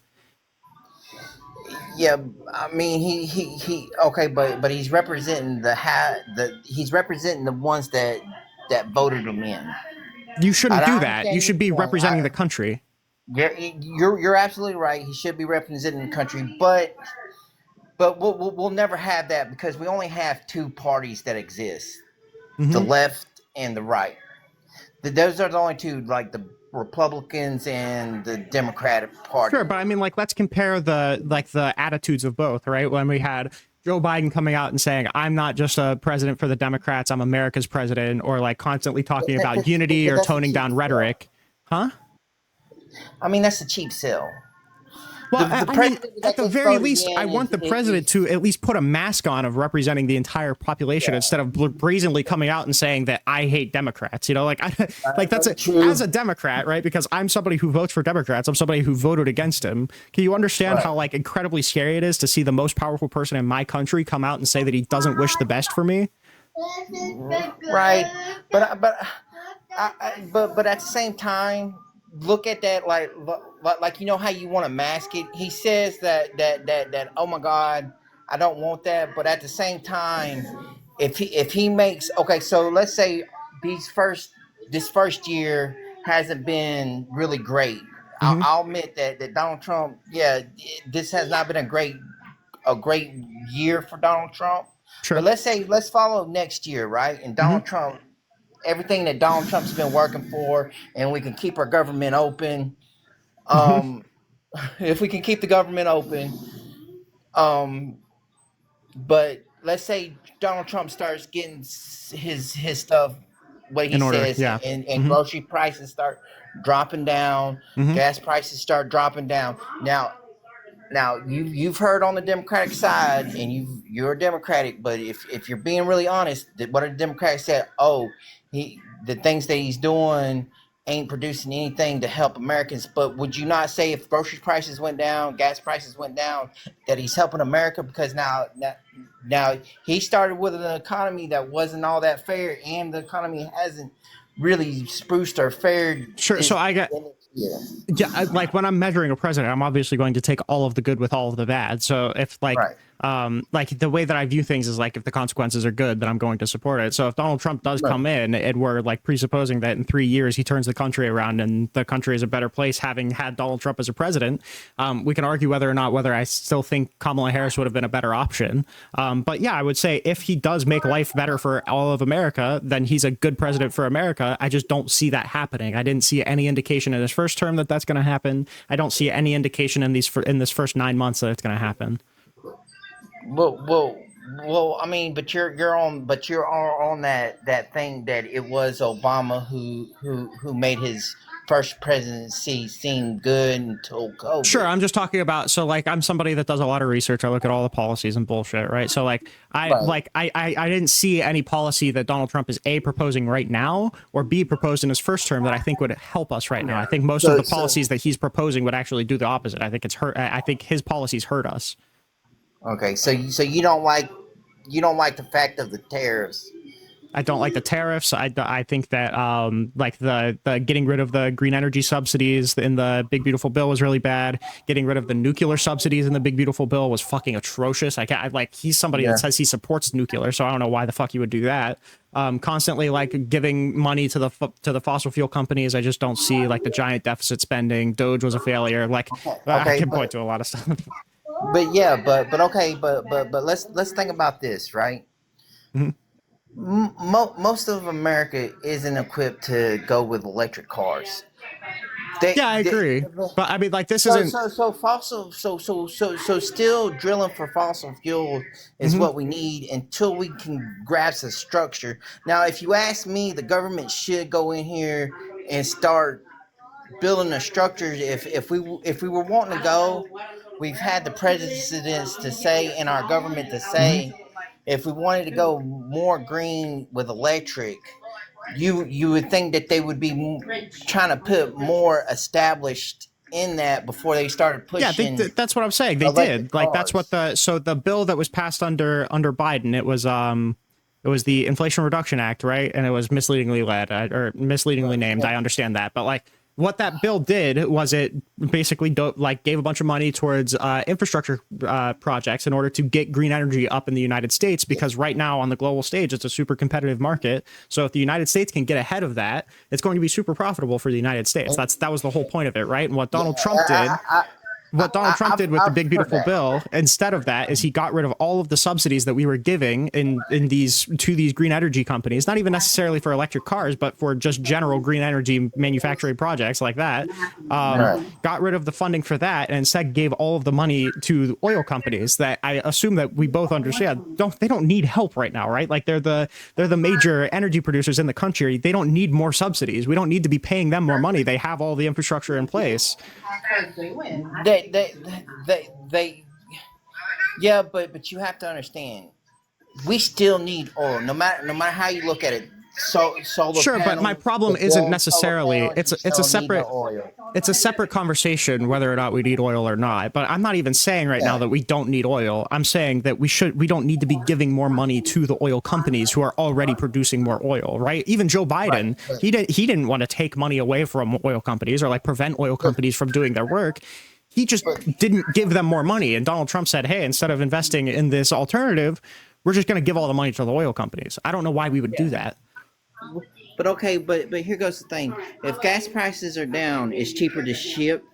It's cheaper to move product from one area to another, because believe it or not, most of our vehicles still run on gas. You see we need to start small on the infrastructures of getting. Do I believe that we still need infrastructures to be implanted into making things electric, if that's the way we want to go? Yes, but do we saying that, I mean, that's coming out against what Donald Trump did. He canceled these infrastructure projects. Like, he got rid of the subsidies. Which I would say I would disagree at this point with Donald Trump on that policy. I think he should still keep that in mind. Yes. But that's like you seeing a Democrat do something in your life. Well, why I wouldn't want my Democrat to actually just do that part. Sure, but I mean, it goes on. It's like it's a cherry on top of the cake, right? We can go through. I've got to go pretty soon here, but like, we could go through hours and hours and hours of the policy I don't like from the Trump administration. But like, that's an example of that's an example of something that I don't think is positive, but I think it's explicitly negative. Like, getting out of this this industry that we can lead the world in regard to green energy. I think it's boneheaded. I think it's stupid, and I don't see how that's going to like lead to any good economic indicators. But hey, listen, I gotta go soon. So if you want to say one more thing, then you can. Okay. I'll give you the last word, and then I gotta go. But it brings me back to when we went green with the corn gas, like when they were using corn, the ethanol gas. It was like they went so far into producing that they didn't really, but it really never became efficient. You see what I'm saying? And I think that we were moving too fast in electric, and I think that's really what kind of hurt our economy. We moved too fast in that. Listen, I gotta go, but I love you, buddy. Yeah, I followed you. So next time you're on or something like that, I'll try to get on, and we'll try to have more of a conversation if you like. Yep, we'll do. Yep, feel free to call in whenever. All right, thank you. Appreciate you, buddy. Bye. Okay. At least there's one conversation to kind of help my heart a little bit. Green energy is not green right now. That's what people say when they don't know what they're talking about. I'm so sorry.